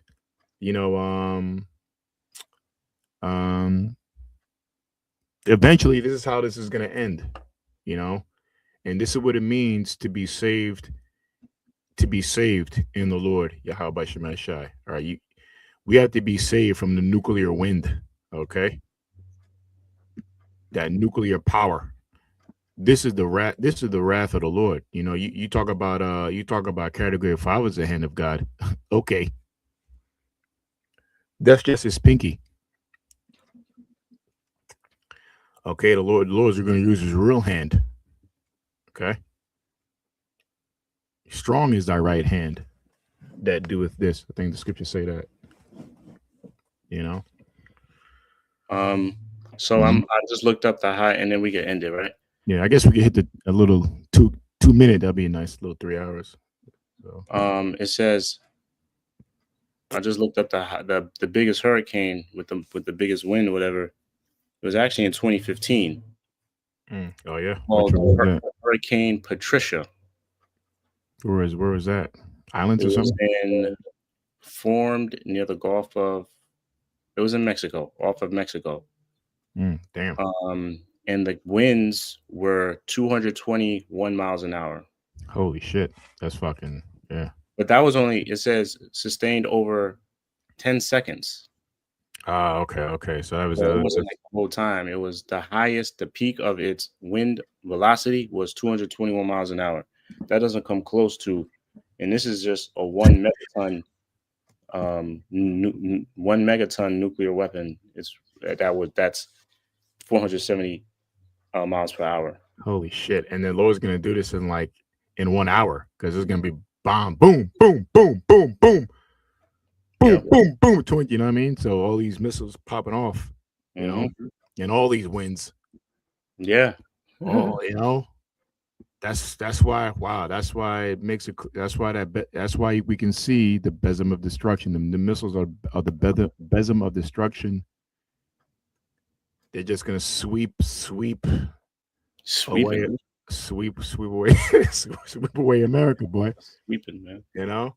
You know what I'm saying? Yeah, that's some good perspective, man. So, Just sweeping, man. You know? yeah, that's where you got. This is where we say it from. But the point was, this is how the war this is where it's going to escalate. Okay. Um, and the ones who believe in Yah, who've been believing in Yahweh Shema Shai, and how do you know? They've been prophesying, they've been warning you about these events before they happened. Okay. And your ultimate test of faith will be not to take the MOTB, right? You take the MOTB, get ready for the besom of destruction, man. Get ready to be swept away, by nuclear fire, boy. Okay. So, yeah, man, that was heavy. So, hey, kal halal. So, any last words or?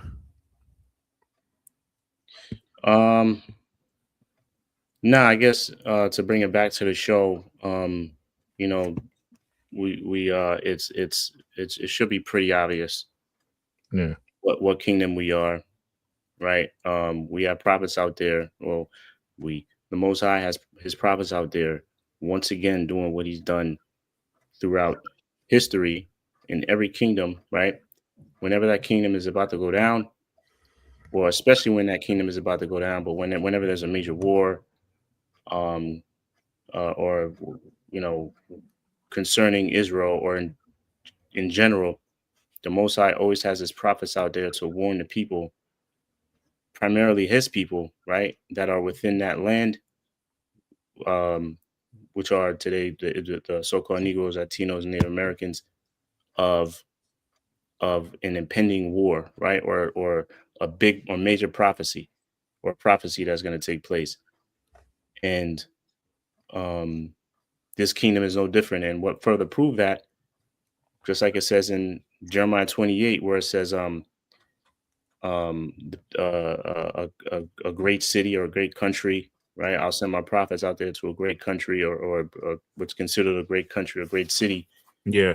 warn my people of certain things, primarily of war. Um, the name change, or reverting the name back to Department of War, under Trump, which he did in September 2025, that further proves, what kingdom we're in, because they're all about war, All right? about war. Yep. Stamped it today as they went over and they're doing a takeover of Venezuela, right? They captured the leader, the president or prime minister Maduro, and his wife, and they're basically gonna take it over, right? They're gonna take it. They're gonna install their own. They're gonna install their own Yeah. president. Don't be surprised if it's a woman. Because they want to push that progressive Yeah. bullshit. Yeah. Yeah. The whole worship of the woman shit, whatever it is, man, guy, faggot guy, whatever. It's gonna be a tool of America. It's gonna be a pawn used by America. Yeah. And most likely, if you do as usual, like the MO, her line, whoever is in there, their line probably goes back to the elites, like they usually do. Right. I know that's another deeper aspect of it too. They're all related. These leaders, man. Small hat. Them that Small like the hats. Yeah. leader. Actually, I think the president of Mexico is a small hat. Yeah. That a woman, right? She's she's Yeah. a small hat. Yeah. One of these Saudi kings. I'm thinking he's Ishmaelite, Arab, and an article came out. He's a small hat, but he's posing as it was a hidden article or something, but it was a. Who's it? Who's this? I gotta look it up. I'm gonna wall. I remember I told him, and he brought it out. Oh, wow. He looked it up. He's like, "Oh, he looked it up." He's like, "This guy?" He showed me the picture. If I see a picture, I know he's one of the Saudi kings, but he's a small hat. But you wouldn't know. He's posing as a small Ishmael. So just to back of your point.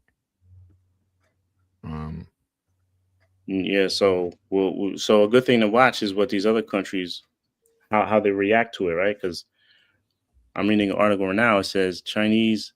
It says Beijing slams hegemonic acts, right, by America. Oh, I remember I was Right. gonna say. I'm Yeah. sorry.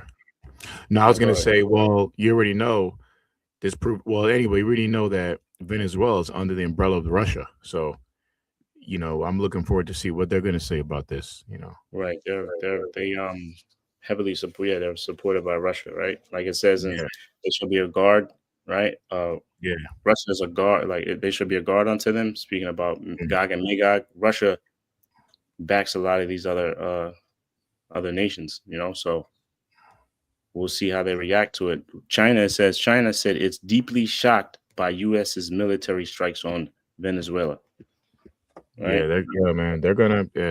Americans they're gonna get fucked up, man. That's just like the scriptures say. Excuse my language, but hey, that was a big. You don't mess with it. Hey, Venezuela's backed by the biggest other nations, so this Yeah. is a big deal. This is a big deal. It says Trump says U.S. will run Venezuela until safe transition.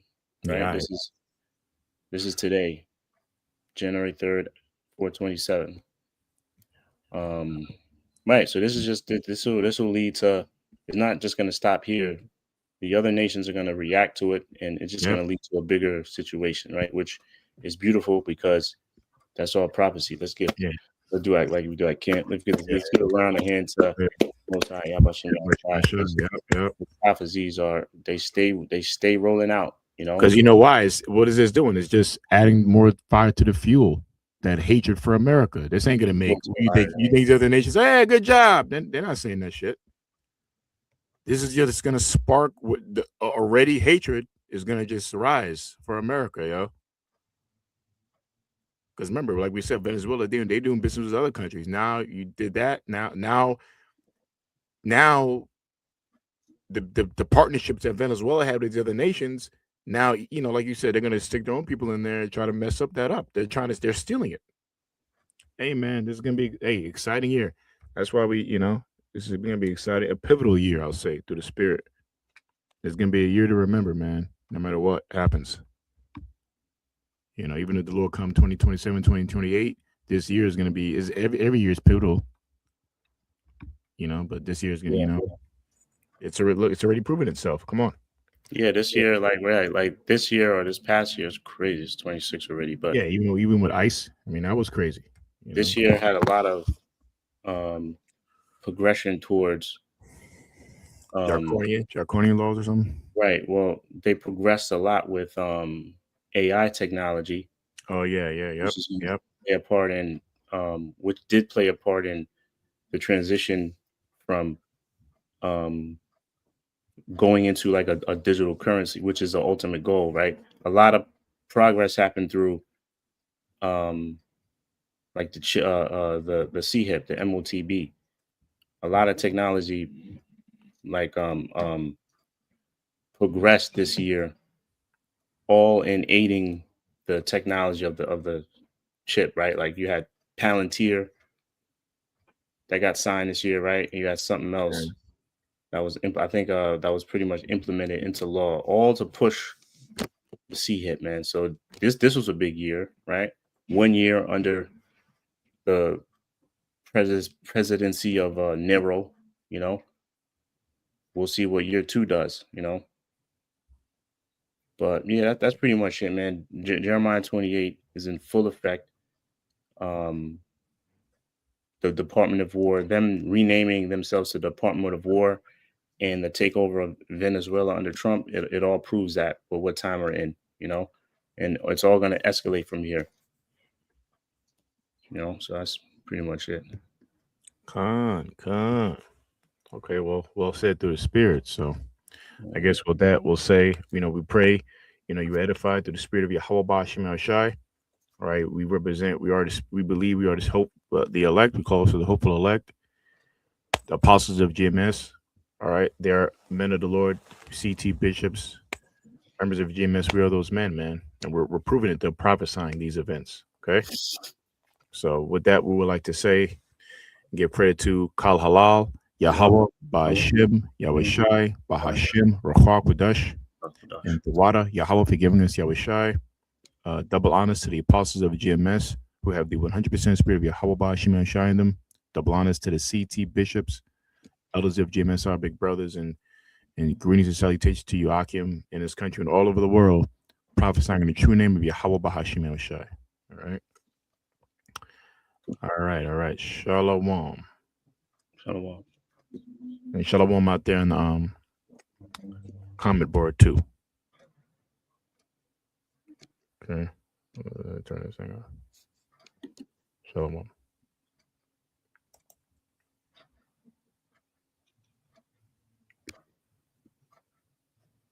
Did I end it? Hold on. I'm checking now. Oh no. Hold up.